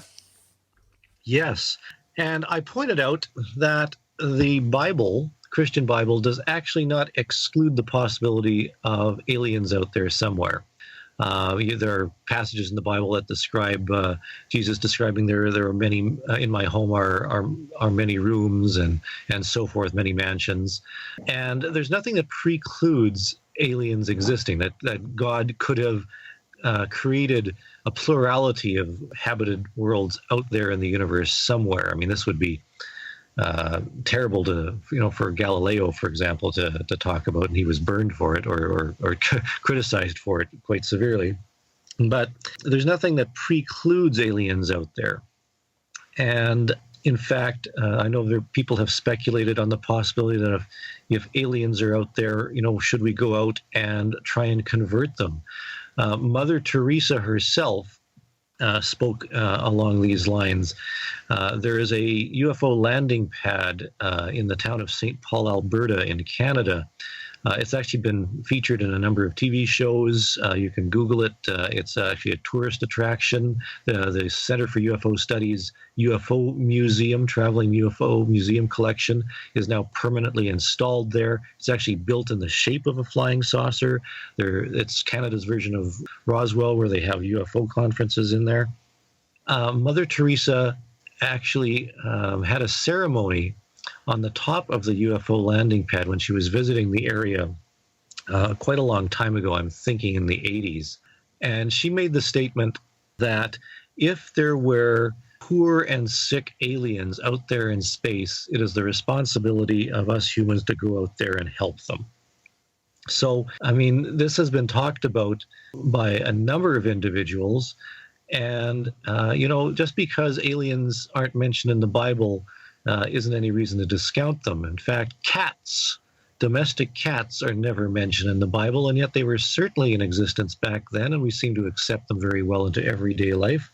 So the possibility that aliens exist, I think, is scripturally fine. And, I don't think it should shatter too many religious issues unless you're dealing with fundamentalists who would reject any concept whatsoever. But I think the average person would have no trouble at all with accepting the possibility that aliens exist from a religious standpoint. It would actually encourage people to think in terms of a larger universe, that that some entity, God, created not only the galaxies far away from us, but creatures very much like ourselves on a planet not that far away. In fact, it goes against fundamentalism, but many Christians accept evolution quite well and assume that God created us through evolution and intervened in that sense. And if that's true, then why couldn't the same be done by God on other planets? The difference being that, as far as we know, we're the only creatures in this galaxy or universe who have experienced salvation from Jesus Christ, because he hasn't visited those other planets to our knowledge. So I think that from a religious point of view, I think that although it would take some adjustment, I don't think it would really cause a great upheaval in the way people have been approaching their faith. In fact, it might encourage people to increase their faith, because it would challenge them in ways that so far they haven't had a chance. Boy, right. I really knocked that one, didn't I? You knocked that out of the park. I don't know where to follow up with that one, because, I'm not a great expert on religion or how it relates to this. What I'm thinking here is more about UFOs and returning to what we see. How much of what we see is manipulated by we inferior humans because we can't perceive the actual reality? Well, we certainly don't see all of the spectrum, given that.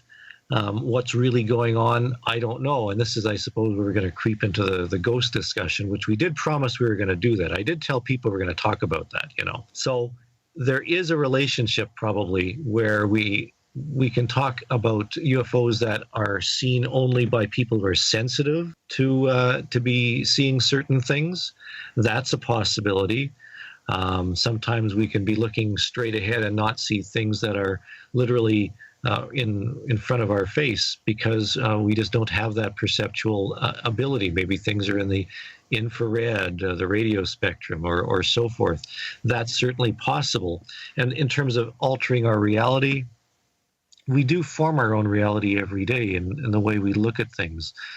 When we go off to work and driving down the freeway, our reality is that particular car that we're driving in, or the bus or the subway and so forth. We don't really have anything to do with the reality that's 10 blocks away. So we are certainly missing out on everything that's going on around us. We're very focused on what's going on. If UFOs are a part of that, one would think that they're a part of a greater reality, that they're part of every aspect of our world. Why couldn't the aliens be manifesting, if they really are here, in a variety of different ways, and subtly disguising their presence here? I mean, this starts getting into Paul Hellyer and others talking about the tall whites disguising themselves as nuns and walking around Las Vegas. I don't think we have to go there to say that there are different realities that we can experience, and that there are ways that an alien being might choose to make its presence less known if they so choose. We don't know the technology, we don't know the capability, we don't even know the physical appearance of aliens, despite people insisting that they're gray, insectoid, blue, and so forth.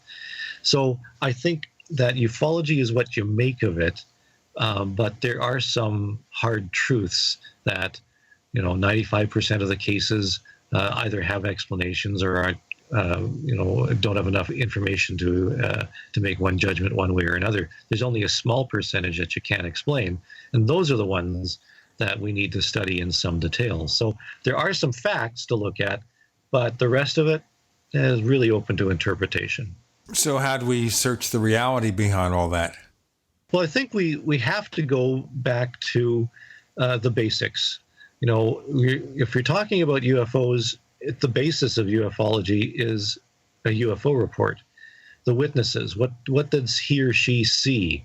What did it look like? How long was it there? Is there any way to find additional witnesses and try to piece together what was seen in the same way that a detective does? In fact, UFO investigators are really more like crime scene investigators. We're the CSI of CSI UFO or something like that. We're trying to understand what was seen based on witness testimony and evidence left behind, and then piece together layer by layer what is being reported from other jurisdictions, from people in other countries, people with different ethnic backgrounds, people with different viewpoints. Talk to the scientists in a variety of fields, talk to the ethnologists, talk to the historians. And I think it's a matter of piecing together the reality of what UFOs are by understanding the facts that are before us. And I think that's the best way of approaching this, rather than going off and claiming we already know that the aliens are here because we had communication from the Arcturians last week. Excuse me, those are the star beings from Zeta Reticuli. Star beings. We need to correct that. We can't, on the Paracast, just get these things wrong, because we have these star beings who are going to take us all over or something, or send us a check. They can send us a check. Absolutely. And, who knows, maybe they could be, if they have some paid advertising, you're all ears, Gene. I know you are. Oh, yeah. I'm really desperate to sell paid advertising for the Paracast and the Tech Night Owl Live. So if any star beings have real hard currency, not Bitcoin. I don't want to get into all that digital stuff because I'll just get ripped off. I mean, you got real money, what the heck? Sure. Interstellar bankers. I just got a call while we were talking. Somebody wanted to put solar energy in my home. And I said, well, I'm on the do not call list. And they said, well, I just want to tell you about this. And I said, I'm on the do not call list. Why are you calling me? This is a felony. I always say it's a felony. It doesn't, but I always tell them it's a felony and I'm going to have you arrested because I don't like people who make unsolicited phone calls. This is not unsolicited.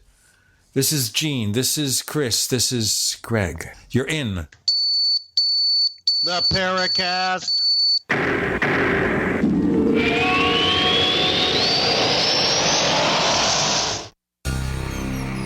Thank you for listening to GCN. Visit GCNlive.com today. Attack of the Rockoids has been well received by critics and readers alike. It's a thrill-a-minute story you'll never forget. A former U.S. military intelligence officer is haunted by intense dreams about a beautiful woman pleading for his help after a terrible battle in outer space. But the dreams turn out to be true and thrust him into a telepathic love affair with a woman whose faraway planet is intent on destroying the Earth. And now the gripping tale continues in The Coming of the Protectors. It's the second book of the Rockoids trilogy, a galaxy-spanning adventure that pits our hapless heroes against powerful, fanatical enemies that threaten the lives of freedom-loving beings everywhere. Attack of the Rockoids and The Coming of the Protectors. Classic science fiction at its best, available now. For more details, visit rockoids.com. That's ROCKOIDS.com. Bad theater seats, cheap Halloween masks, my apartment, all things with obstructed views. Add to these, large trucks and buses. 18-wheelers and large buses have big blind spots, and like my apartment, they don't always have the best view. Bus and truck drivers deal with blind spots around the entire vehicle. Always take care not to ride alongside or too close behind them. Our roads, our responsibility. Learn more at sharetheroadsafely.gov. We use cell phones against our heads every day. But now a landmark U.S. government study confirms increased health risks from exposure to EMF radiation emitted from these devices. The time to protect yourself is now. The solution is Defender Shield. Proudly made in the USA, Defender Shield blocks virtually 100% of EMF radiation emitted from cell phones, tablets, and laptops. Buy now at DefenderShield.com. Use discount code DEFENDER for 10% off. DefenderShield.com, the worldwide leader in EMF radiation protection.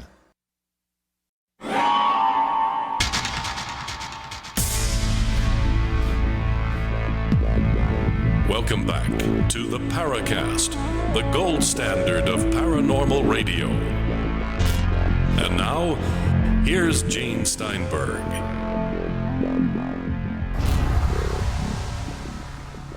This is the Assault Your Senses version of the Paracast, and Greg Bishop is doing something, I have no idea what. We've got Chris Rutkowski. We know what he's doing, I hope. Yeah. Who knows what I'm doing, actually? Who knows what evil lurks in the hearts of men? That brought the show to a dead stop. Greg, you want to pick up? Yeah, I decided thud.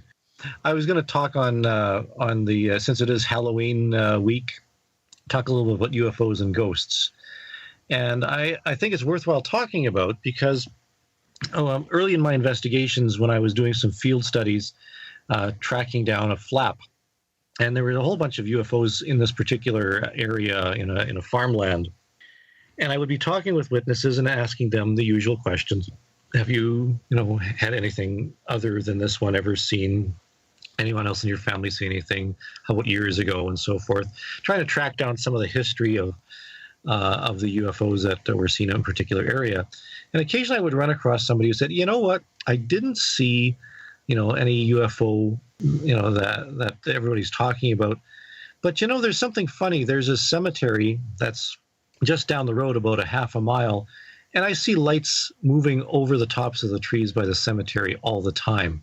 And we just assume that those are some of the ghosts. And the question is, are those ghosts, the ghost lights, spook lights, or are those UFOs? There's a lot of places around the country where you can see spook lights, a lot of Brown Mountain lights and so forth. But a lot of them have explanations that they're either cars driving on distant roads, in the mountains that you can't see them all the time, but lights at the end of the roads that are often mistaken for UFOs. But there is this other category of lights, and I know some people call them orbs and so forth.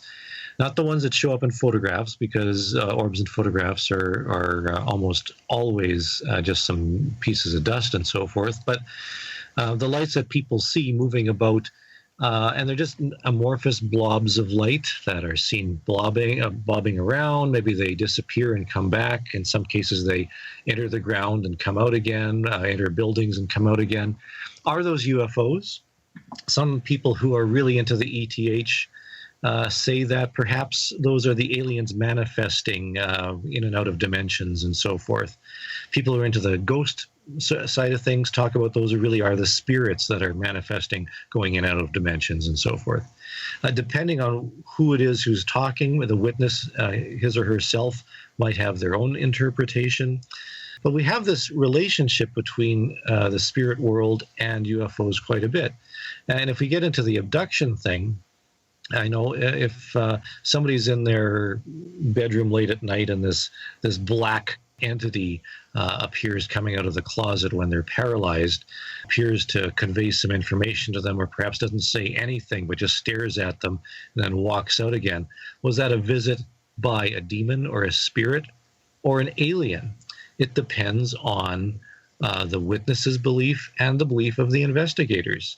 It's curious that, the ghost hunters that you see on TV, they have the PK meters and they have a whole series of gadgets. By and large, ufologists don't have those types of things for detecting electromagnetic radiation. A few do, but they're more into radiation detectors and Geiger counters and so forth. Two different sets of devices that may be investigating the same types of phenomena. So there's lots of overlap between the different fields, and even in terms of how it affects the witnesses. The witnesses who see a ghost may be very scared, may be very frightened. Maybe it shakes them to the core. Maybe their religion may not allow it. Maybe there are some physical effects. Marks on the body are very common in some demonic possession cases that are reported. Marks in the body from UFO abductions. What's the difference? Is there a difference? And then you can get into, we mentioned demons. Well, some people believe that aliens are demons, that Satan has sent them, another aspect of religion. So that's very common among certain organized religions. There is a sect of Jews for Jesus that strongly maintain that those behind UFOs are demonic. Absolutely. Yeah. And that, by the way, was my wife's uncle, Louis Kaplan. If you look him up, I once visited his home, and they said, look, we got a book by somebody here about UFOs. And I read it, and it was all about, having to say certain incantations to tell the UFO creatures to stay away. Exactly. Yeah. And there's a lot of sort of spillover from here and there. When I was growing up, my parents were Catholic, and I remember getting into, this was about the time when Eric von Daniken in the early 70s had his stuff about chariots of the gods. I remember one of the priests from the church that they had been attending came over one time and he saw this book, and he was absolutely convinced that I was going to be going to hell because I was reading this stuff about chariots of the gods and ancient astronauts, because that was clearly not authorized by the Catholic Church. And here I am. Speaking of hell, I'm in the Paracast with Gene Steinberg and Greg Bishop. And you see, they were right. They were right. They were right. That's it. What else can I say?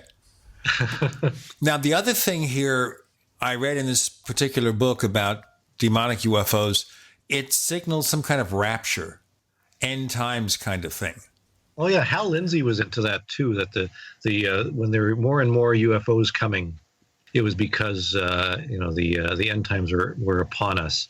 That's also another factor from the contactees. The contactees of the 50s were telling us that the end times were near, just as the same that the contactees of today are saying the same thing. Eventually, somebody's going to get it right. Well, the thing that bothers me is you can say both at the same time. You know, UFOs are evil, piloted by evil beings. They're good. And you get the same thing about the same UFOs. Just as, for example, people are undergoing extraordinarily frightening experiences with UFO abductions. I would not want to have to undergo that. It scared me to death, especially at my age. But some people welcome it. They feel warm and fuzzy towards their abductors. Is this like, what is the name of the syndrome? Stockholm Syndrome. The Stockholm Syndrome, where you come to admire or accept your abductors. Mm-hmm. Yeah, and there's another great rift between contactees who believe that the aliens are good, or abductees, the abduction researchers who believe the aliens are good versus bad. I mean, I was at, if you recall, Greg, at the International UFO Congress when David Jacobs was talking. Yeah. And his slant is that, the aliens have bad intentions, basically. And I was at the back of the room with some people from the contactee side of things who are convinced that the aliens were benevolent and friendly and all this sort of thing. They walked out on David Jacobs because he was not, saying that the aliens were friendly. He was saying the aliens were bad. So, even within ufology and even this particular group of individuals who believe that, there's demonic versus angelic, for example, there's this rift developing between good and evil. And, I don't know, there probably is a doctoral thesis in there somewhere about, the nature of evil and the nature of good as demonstrated by alien encounters. There's a lot of fascinating directions for research. In fact, I made the point earlier in another program that there are hundreds of doctoral theses, PhD theses about UFOs that have been produced just in the past, 10, 15, 20 years, something like that, and more being produced every day. Let's take that to our next segment with Chris Rutkowski. Greg Bishop, Gene Steinberg in The Paracast!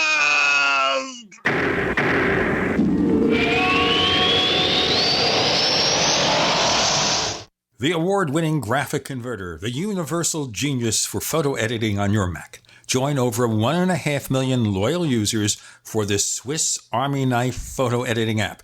It gives you all you expect from a top-flight image editing app with tons of features, and most important, it's easy to use. Get 20% off from lemkesoft.de/Gene. That's lemkesoft.de/Gene. As you know, neighbors, web hosting can be pretty cheap, but not all hosting is the same. DreamHost wins Best of Awards year after year. You get unlimited disk space, unlimited bandwidth, and even the low-cost plans put your sites on high-performance SSDs. Want to know more about what DreamHost has to offer? Go to technightowl.com/host. Once again, that's technightowl.com/host. My computer is so slow, it's making me crazy. I used to have that problem. Did you quit using a computer, or did you buy a new one? No, I called Geeks On Site. They made an appointment to visit my home and showed up the same day. You mean they didn't ask you to bring your computer to a shop? That's what happened when I called a support company. Geeks On Site can go to your home or business or even repair your computer online. They have 24/7 emergency service. If you're having problems with your PC or Mac, call Geeks On Site, 1-800-591-1682. Our friendly certified computer repair experts are available 24/7. Call now for a free diagnosis, 1-800-591-1682. Data recovery, virus removal, and maintenance for all laptops, desktops, printers, and networks. That's Geeks On Site for friendly certified computer repair experts, available 24/7 over the phone or in your home or business. Just call 1-800-591-1682. That's 1-800-591-1682, 1-800-591-1682. There is an affordable alternative to the high cost of healthcare that offers freedom from insurance while providing compliance with the Obamacare individual mandate. Imagine having access to quality, affordable healthcare that allows you the freedom to choose your doctor and hospital. Members can share up to 100% of necessary medical expenses, including some alternative treatments. Find out how you and your family can contain healthcare costs without giving up your freedom. Go to libertyoncall.org. That's libertyoncall.org. Are you happy washing your hands with harsh chemicals? Are you happy doing laundry with detergents? Are you happy paying high prices? Find your happiness with Pure Soap. These all-natural, earth-friendly Pure Soaps are the very best you've ever used. Buy in bulk. Get a 12, 36, or 48-month supply, or get items individually and still save big. You're getting soap products twice as good as what you're using now, earth-friendly and natural soaps. Your family deserves the best. Happiness is 5starsoap.com. Why not put your money up the drain for a change? See them at 5starsoap.com or call 1-800-340-7091 for a catalog. Cal Ben Soap Company can save you thousands of dollars and give you good old-fashioned real soaps that are triple concentrated. Soaps made from vegetable and coconut oils. See their full selection of soaps at 5starsoap.com. That's FIVE starsoap.com. Or call 1-800-340-7091 for a catalog. Paid non-attorney spokesperson Adam Pulaski of the Pulaski Law Firm with principal office in Houston, Texas is the attorney responsible for the content of this ad. This ad is not legal advice, and the choice of a lawyer should not be based solely upon advertisement. Services may not be available in all states. Attention Xarelto users. If you or a loved one took Xarelto and suffered a serious bleeding event, you may be entitled to financial compensation. Xarelto is a popular prescription blood thinner used to prevent blood clots and protect patients from strokes. These serious bleeding events have led to numerous cases of hospitalization and even death. Phone lines are open 24/7. Call 800-261-0937. That's 800-261-0937. We'd like to hear from you. If you have a comment or question about the Paracast, send it to news@theparacast.com. That's news@theparacast.com. And don't forget to visit our famous Paracast community forums at forum.theparacast.com. You see, the nice thing about that is we're heard on 25 radio stations. We're heard online with iTunes and TuneIn and Stitcher. But you need none of those things to hear that. That was Shatner worthy. That was. Con! Con! I can actually scream, but I want to preserve my dulcet tones. I think there's probably a doctoral thesis just on this sort of stuff, too. Okay, so doctoral theses, but there is no official course. Is there in ufology? No, I mean, there's a couple of community colleges that teach things. As a matter of fact, it sounds like I'm going to be teaching a community course on UFOs sometime in the next year.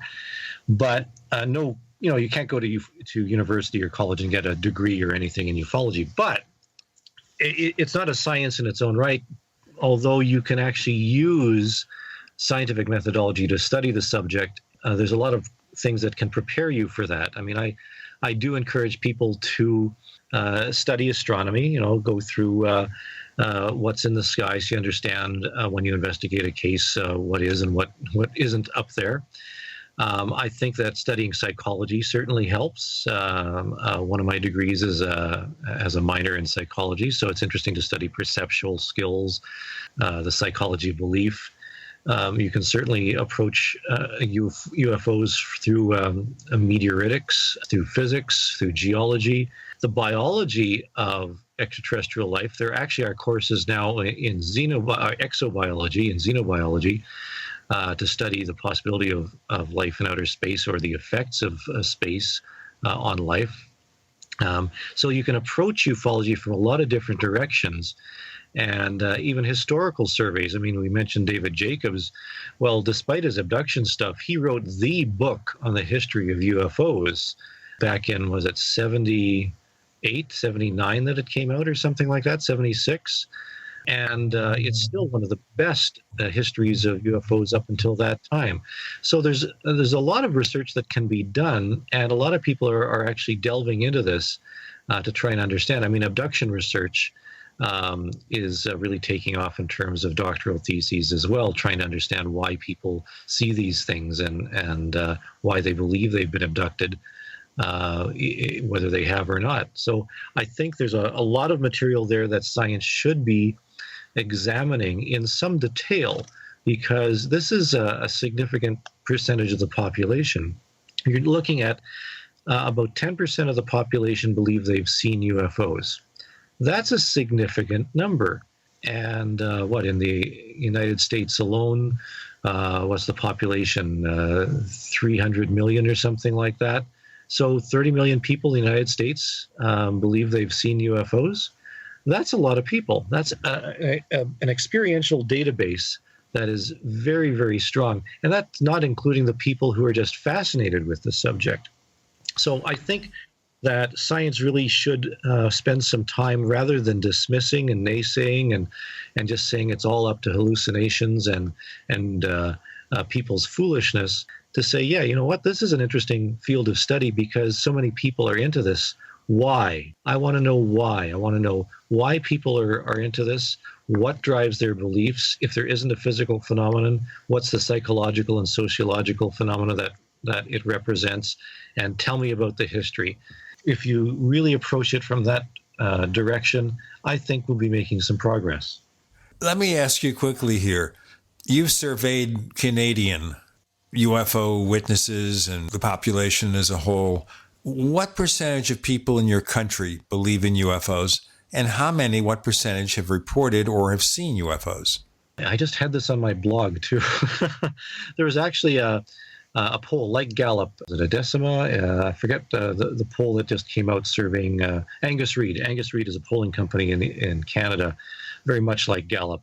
And it just surveyed the Canadian population on a lot of unusual things, not just UFOs, but belief in spiritualism and strange things like that. There's a very significant percentage of the population that believed in UFOs. It was something of the order of 50-something% believe that the government was covering up information about UFOs, that the existence of UFOs was real. There was a slight change in men versus women depending on region and broken down by age and gender. Certain areas of the country believed more than others. The East Coast seems to believe more in UFOs than the prairies, for example, and whether that has something to do with the weather or the ocean or something, I don't know. But it was very interesting to see that studies like that have been done, and there have been some polls. I don't recall a Gallup poll on UFOs in the United States for quite some time now, and I'm thinking it's probably due. I wouldn't be at all surprised that one is being in preparation right now. But it's not just Canada and U.S., it's all around the world. I think there have been a few studies in England along this lines. I don't know about the stats from other countries, partly because of the language barriers, possibly because of cultural barriers. Some areas of the world we simply don't know about. We know that statistically China should have more UFO reports than other significant areas of the world. We don't know. We know that there are UFOs being reported there. There's a couple of UFO groups, but whether we're getting the information out or not, We suspect that there's a large resource, a large database of UFO cases from Asia that we simply haven't heard about yet. Just imagine, if we say 10% of the population of North America believe they've seen a UFO, only 10% of that population, so 1 in 100, have actually reported them. So we have those cases on file.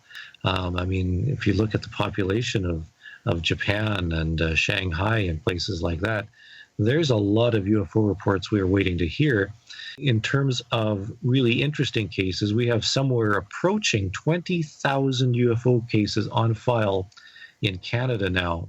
Of those, even if only 2 or 3 dozen were, close encounters with some documentation like that, just imagine how many exist out of the millions and millions of people that are available to see UFOs in other parts of the world that are much more densely populated. So there's a lot of people out there who are experiencing things. And once again, I'm going to be the broken record. I think it's time for science to take a closer look at the UFO phenomenon, regardless of the outcome. Now, when you say this, I think of what Stanton Friedman mentions quite often in his lectures. When he asks somebody in the audience or the general audience, hey, how many of you have seen a UFO? And a certain number of hands are raised. And then he says, okay, how many of you have reported what you saw? And the number of hands is far, far lower. So, of course, the big thing here may be that there are untold numbers of UFO sightings out there in the wild, but people keep it to themselves, just tell their friends and family, don't report them, and there's a lot of stuff that we never learn about. We are learning about the fact that we're talking to Chris Rutkowski, Canadian UFO researcher and man about town who learned in the Orient the power to collapse. No, that's not the right person.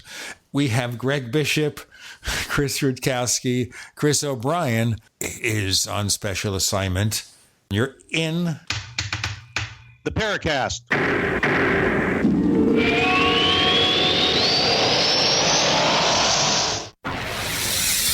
You are listening to GCN.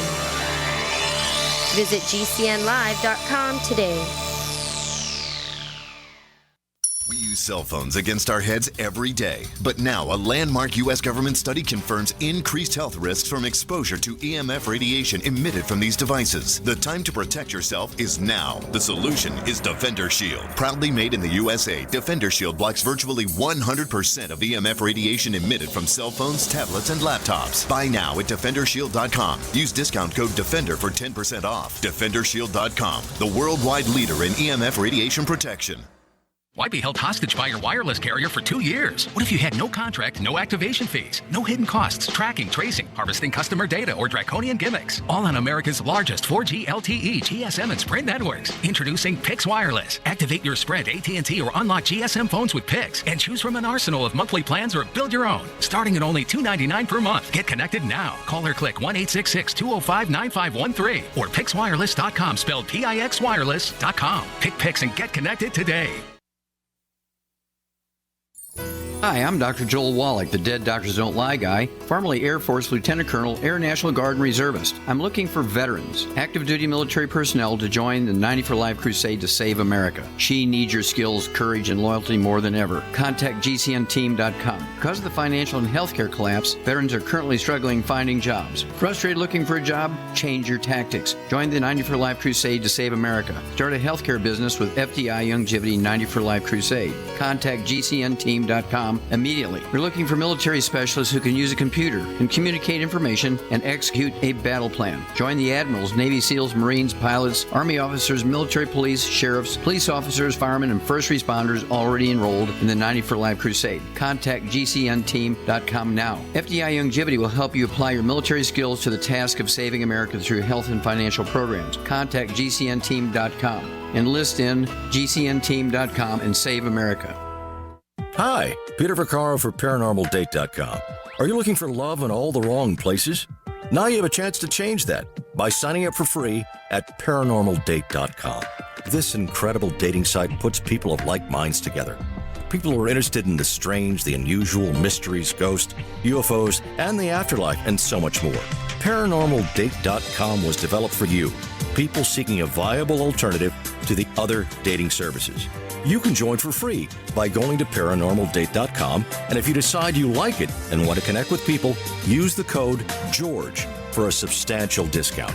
Mark Rawlings, president of ParanormalDate.com, says so many people hunger to share their experiences about the paranormal, the unexplainable, or the afterlife, and so much more, and this is the source for them to meet and share that common interest. So sign up for free at ParanormalDate.com, ParanormalDate.com, and use the code GEORGE if you decide to connect with someone you like. Are you worried about your mom or dad living alone in their house? Hi, I'm Joan London. Listen, I know how difficult it is to find senior care for someone you love. That's why I recommend a free service called A Place for Mom. They are the nation's largest senior living referral service. Call A Place for Mom today. To receive free information on senior living communities in your area, call A Place for Mom at 1-800-704-6182. A Place for Mom offers free one-on-one advice from local advisors and a personalized list of senior living communities you can visit. If you have questions about senior care for your mom or dad, there's a place for answers, A Place for Mom. Call A Place for Mom in the next 10 minutes to get your free ebook on financing senior care as well as free information on senior living communities in your area. Call 1-800-704-6182. That's 1-800-704-6182.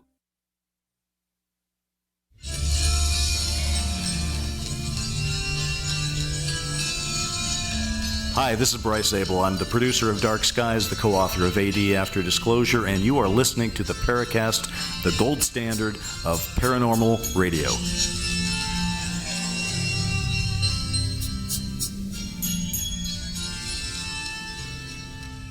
Well, his rhythm's a little bit off, ladies and gentlemen. I'm sorry about that. How dare you? Seriously speaking, Chris Rutkowski, what do you think about these untold numbers of people who don't report anything? It's like, we don't really have the evidence because an unknown percentage of it is not available to us. Absolutely. That's absolutely true. Everybody seems to have a story about, a neighbor or a cousin or somebody who's seen something, but they're unwilling to come forward with it. And that certainly is a problem. I think the ridicule factor, that was what Hynek coined, is decreasing. I think it's not as significant anymore.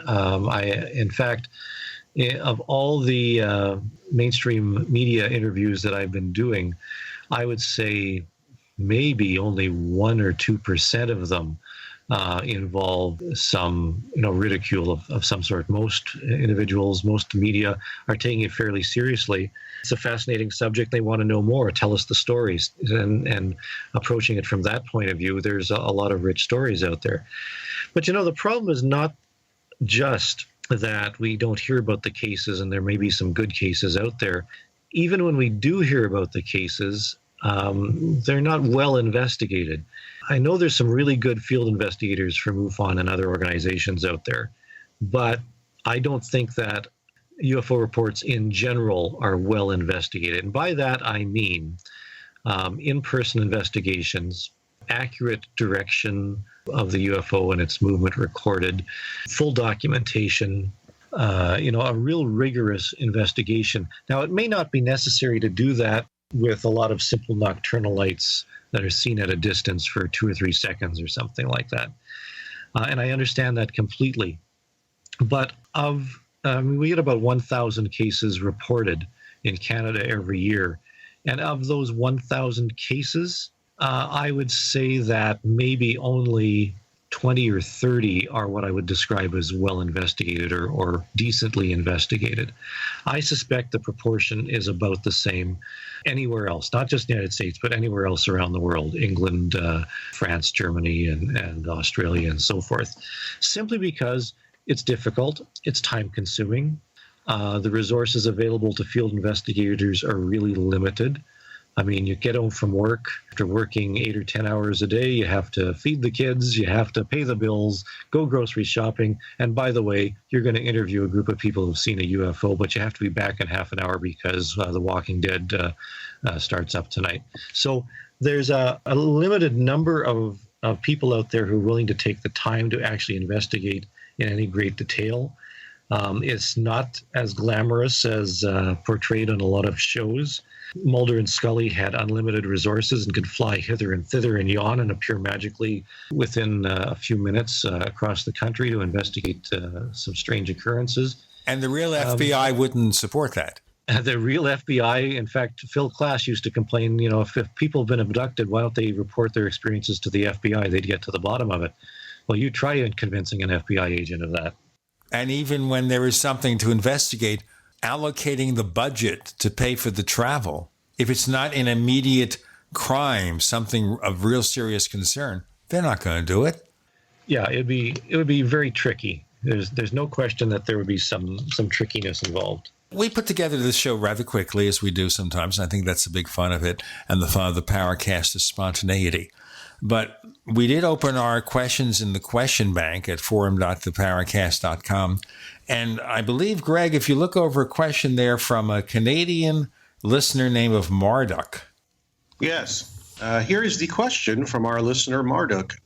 Chris, it looks like my hometown of Calgary is seeing increased sightings. As an example, my son and I saw a weird band of sparkling light at sunset a few months ago, which was odd. What kinds of sightings are being reported around my area recently? Well, I'd love Marduk to let me know more about that. I from the description, a weird band of sparkling light at sunset. It doesn't sound like your standard UFO. Sounds like a strange weather phenomenon, I suppose. But, right. There are areas of Canada, just like areas around the United States or other parts of the world, where there are slight increases, flaps or mini flaps, I suppose, where there's an increase from time to time.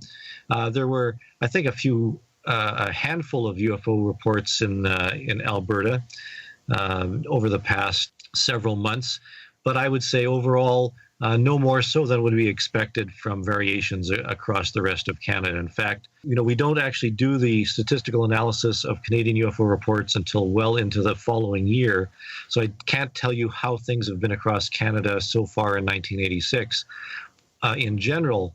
But what I can tell you is that there's been a significant increase in the cases in Quebec. And I think the figure that I saw recently was something like 300 or 400 UFO reports in Quebec this past year. That's a big chunk. And it'll be interesting to see how those sightings are broken down once we delve into them a little bit more. So, a handful seen in Calgary versus 300 or 400 in Quebec can't be compared, but it could be just a normal variation. We'll have to see. And that's why science has to study it a little bit more to try and understand why we have these variances. Greg?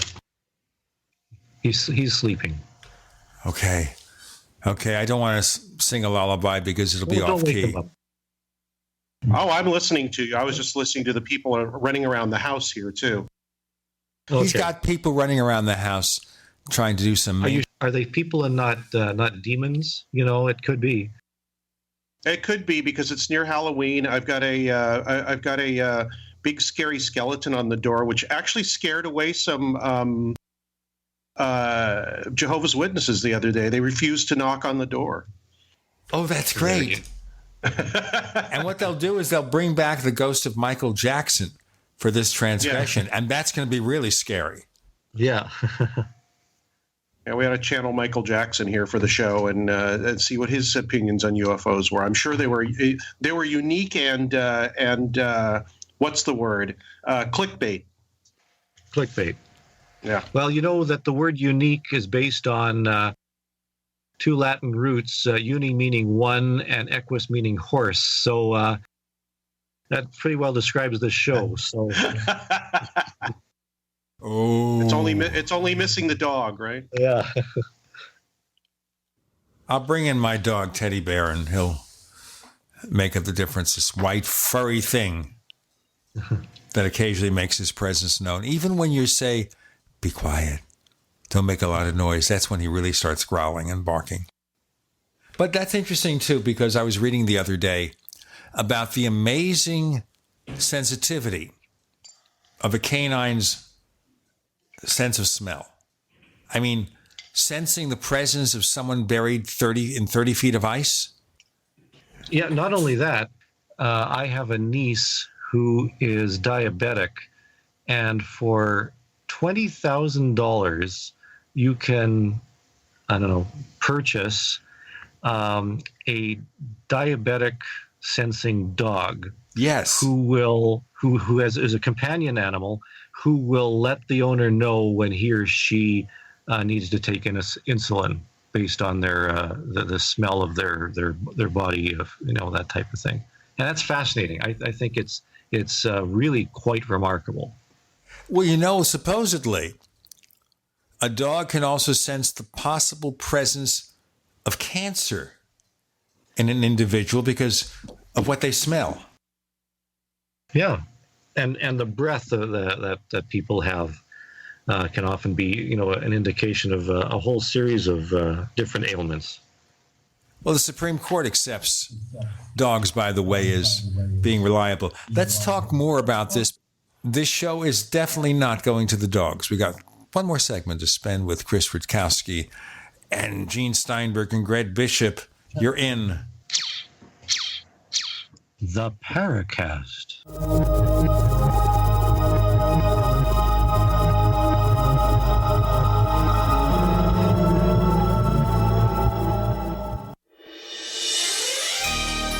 Thank you for listening to GCN. Be sure to visit GCNlive.com today. We also have swag. We have all these exclusive Paracast things that you can buy. We've got 60 or so different items, and entails t-shirts, sleeves for notebook computers, iPad cases, mouse pads, the Paracast Jumbo tote bag, all sorts of t-shirts and jackets and stuff like that for men and women. We have a Paracast aluminum water bottle. All this stuff, you go to store.theparacast.com, store.theparacast.com. What makes it special is that the items are the best quality, great t-shirts, fabrics, and they have our official logo on them. That's what makes them special, in multiple sizes and colors. We even have stuff for children, stuff for women, stuff for men. We have all sorts of sizes, like small up to X large. A lot of good stuff. That's the swag from the Paracast. You go to store.theparacast.com, stop by, and take a shopping tour. Hunters, anglers, campers, and survivalists. Get back to nature. Expand your horizons with the highest quality, most versatile, unique slingshots and sling bows on the market at slingbow.com. Sling bow products are compact and models start from just $17.98. They're perfect for your bug out bag or storing in your vehicle. Give yourself and your loved ones the excitement and tradition of sling bow. A new frontier in archery and truly modern twist on this primitive survival tool. Feel the thrill only at slingbow.com. This is Dan Pilla. Do you owe the IRS money you can't pay? Are tax debts crippling you? I've defended people from the IRS for over 30 years.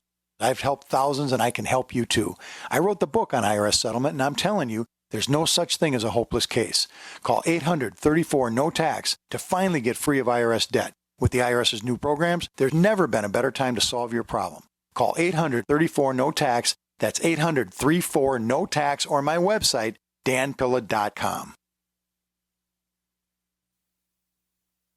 Water is the single most important thing your body needs, so you want to be sure it's the best for you and your family. Since 2005, thousands have depended on Berkey purified water. The Berkey Guy provides the lowest priced filtration systems in every size. For incredibly delicious water now and in an emergency, get to goberkey.com or call 877-886-3653. 877-886-3653. goberkey.com. Have you ever thought you'd like to flip houses but didn't know how or where to get the money? Are you ready to be your own boss so you can start living the good life? Hi, I'm Preston Ely. I used to be so broke. I had my electricity turned off 9 times, but I figured out a way to quit my job and find financial freedom in real estate. For a limited time, I want to send you a free copy of my smash hit selling book, How to Get Rich in Real Estate. It shows you how to copy exactly what I did so you can make money from the comfort of your own home without even doing any manual labor. I've already given away 5,000 books and they're going fast. To get one before they're gone, call 1-800-958-9256. Listen, if you're sick and tired of stressing about money, this book could change your life. It's short, fun to read, easy to understand, and awesome. To find out how to get your free book while supplies last, call 1-800-958-9256. Call 1-800-958-9256. 1-800-958-9256. Are you retired or facing retirement and you're afraid your income is going to be less than you'd like? I'm Pharmacist Keith. Dr. Wallach, the Dead Doctors Don't Lie guy, and I want to show you a low-cost way to create your own business working around your current schedule, creating extra income that will last for years to come by joining Dr. Wallach's crusade, spreading his message of better health. To learn more, visit radio.recordedvideo.com. That's radio.recordedvideo.com, radio.recordedvideo.com, or call 866-257-3105 for a recorded message. Hi, this is Don Ecker, and you are tuned into the Paracast. Let me tell you what, you're going to hear stuff here that you probably won't hear anywhere else. Hear that, George Snorri? This is the first time on this episode that people who are saying the Paracast have added the sound effects. Well, we're always going to the next level. Always the next level. Yeah, I did use a guitar once, I think. Well, the way you played the guitar, that was the issue. Yeah, it was terrible, but it was just being used as a sound effects generator, not because I'm any good at the guitar. Talking about the sensitivities of canines, Chris Rutkowski, I'm thinking they can smell all these things. Can they smell a UFO? Having a dog as a UFO detector? Well, we do know there's lots of documented cases. In fact, I think in the UFO database, there are many cases of animals being agitated when UFOs are being seen and so forth. We do know that dogs and cats are actually used to predict earthquakes in some cases. In fact, one indicator of a coming earthquake, I think they use it in Japan, is that they monitor the number of lost and runaway cats and dogs because they tend to run away just previous to a major earthquake. There's a wonderful book called When the Snakes Awake by, I think it's Helmut Tribich. And it's all about the way that animals can detect our environment, particularly earthquakes. And if Michael Persinger is right and there is a relationship between UFOs and earthquakes, it makes perfect sense that animals might be able to detect such electromagnetic radiation ahead of anything that we might be able to see. So I think there might be something there. Well, imagine now somebody starts selling a UFO sniffing dog. It's only $100,000. Send me a check. I'll send you the dog. He'll be house trained or she'll be house trained. No, don't do that. I'm not offering this, forget it. But I'm expecting that somebody out there will have the spirit to earn a little money. But I don't see how you train this, except for obviously a dog being agitated at the presence of something unknown. Mm-hmm. Yeah, something truly frightening. There might be some way of doing it. I don't know. There's probably a market for it. That's all I can say. There is a market for everything. They do have that cat that used to know when people were going to die and go in and sit in their room or something like that. I don't know how it knew that either by knowing the future or smelling or sensing something that humans can't sense. Probably smelling something. That's what I think it would be. Probably. But I don't know. I've never heard of another cat that did that. That was the only one that was ever in the news. It was in a hospice. Indeed. So as humans, what do we do with the UFO phenomenon? What's our approach to the UFO question? The animals can sense it. We just don't seem to have the ability so far, unless you're a psychic or a channeler. What's the solution? What can we practically do? Practically, I think there's nothing we can do, because if there was something we could do, we would have done it. Yeah, maybe it's just a matter of trying to... I go back to the fact that ufologists are detectives, trying to piece together all this massive data and trying to sift out the red herrings, looking for the real good stuff, the real meat of the matter. And I think it's out there, and I think there is a real good source for scientific investigation and study, and that's my hope for the future.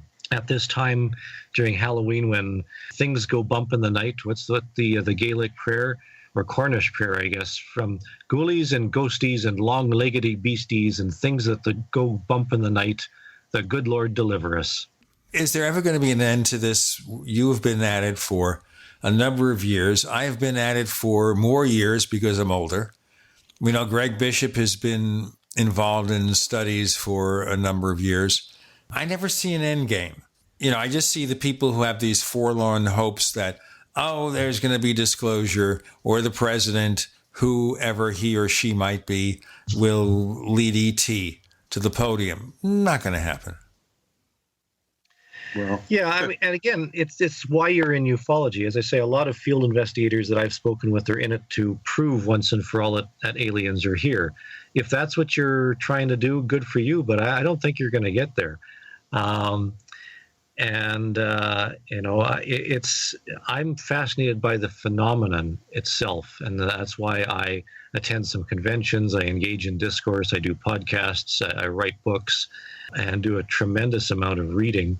For me, it's fascinating. It's a study of the human condition, a quest of humans to try and understand who we are by looking outward into the universe. And for me, that's a fascinating field of study. And perhaps it's not even ufology. Perhaps it's something else entirely. What is your end game? Is there any end game for what you do? I don't think I could come up with a real end game. As I say, I'm as fascinated by the entire thing. I want to know more. I want to understand more. Is there an aspect that I haven't realized yet?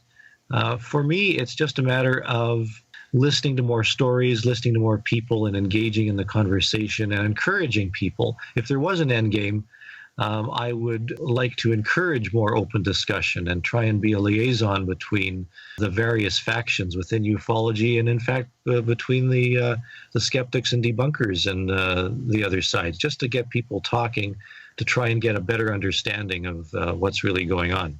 Well, to get a skeptic to accept the possibility that they might be wrong, to get a believer in ET to accept the possibility they might be wrong, that's a pretty tall order. It is, but maybe it's not a matter of accepting that we're wrong or right. Maybe it's just a matter of getting people to even sit down at the same table. I mean, the combined European trade agreement or whatever it is, half the problem is just getting people to sit down at the table, not to agree that each other is right, but just to sit down and have the discussions at all. And even getting people to that point is darn near impossible. Well, back in the 1980s, Republican Ronald Reagan, Democrat Tip O'Neill would do their Republican and Democratic things. At the end of the day, they sit back together and have a couple of drinks, a couple of old Irishmen, and they'd have a good time. You can't have that anymore. It would be very tough to do it in a lot of different fields of study, absolutely. But maybe it's the direction that we should be going. Maybe Hynek used to, it was Friedman, used to talk about the difference between believers and non-believers, about a Catholic priest arguing with a rabbi. You'd think that they're coming at it from two different directions, but they really have a lot in common when you really look at it. And I think that's probably the way I'd like to see things go. And I do have some hope that can be achieved. Well, if Catholics and Jews can come together, maybe UFO believers and skeptics could as well. But more about Republicans and Democrats. Chris Rutkowski, please tell our listeners what you're doing, what's coming up, and where they can find more of your stuff. Well, my books are on Amazon right now. In fact, there's a new bundle that's just been released on Kindle. It's called The Collected Works of Chris Rutkowski. You look under my last name, Rutkowski, and there's 5 books that have been bundled in a Kindle collection. So that's one way of reading my work. I'm continually working on the Canadian UFO survey, collecting cases, investigating, engaging in active discourse on Twitter and Facebook, and my blog, which is uforum, uforum.blogspot.com, and enjoying being on podcasts and vlogcasts and all those other casts, talking about the UFO phenomenon with people like Gene Steinberg and Greg Bishop. Greg, tell our listeners where they can find more of the things you do. They can either go to radiomisterioso.com. Just put my name in with it and it'll come up. And my latest book is It Defies Language, and you can get that on Kindle, on Amazon, and at Lulu. Actually, Kindle would probably be the best for me, and I thank you for your interest. You can find us on Twitter. If you look for the Paracast, you can find 2 official Paracast fan clubs on Facebook. And you can find our second radio show after the Paracast. You can find it if you become a member of the Paracast Plus. That's the only way to get it. We also give you a commercial-free version of this show. We also give you a bunch of other stuff. Just check it out. Go to plus.theparacast.com. That's plus.theparacast.com. When you go there, we'll give you simple sign-up instructions, and we give free ebooks for long-term subscriptions. Our price. Greg, thanks for being aboard as guest co-host. Thanks. It was enjoyable as always. Chris, thank you on short notice for joining us on the Paracast. Thank you. It was a pleasure to be here.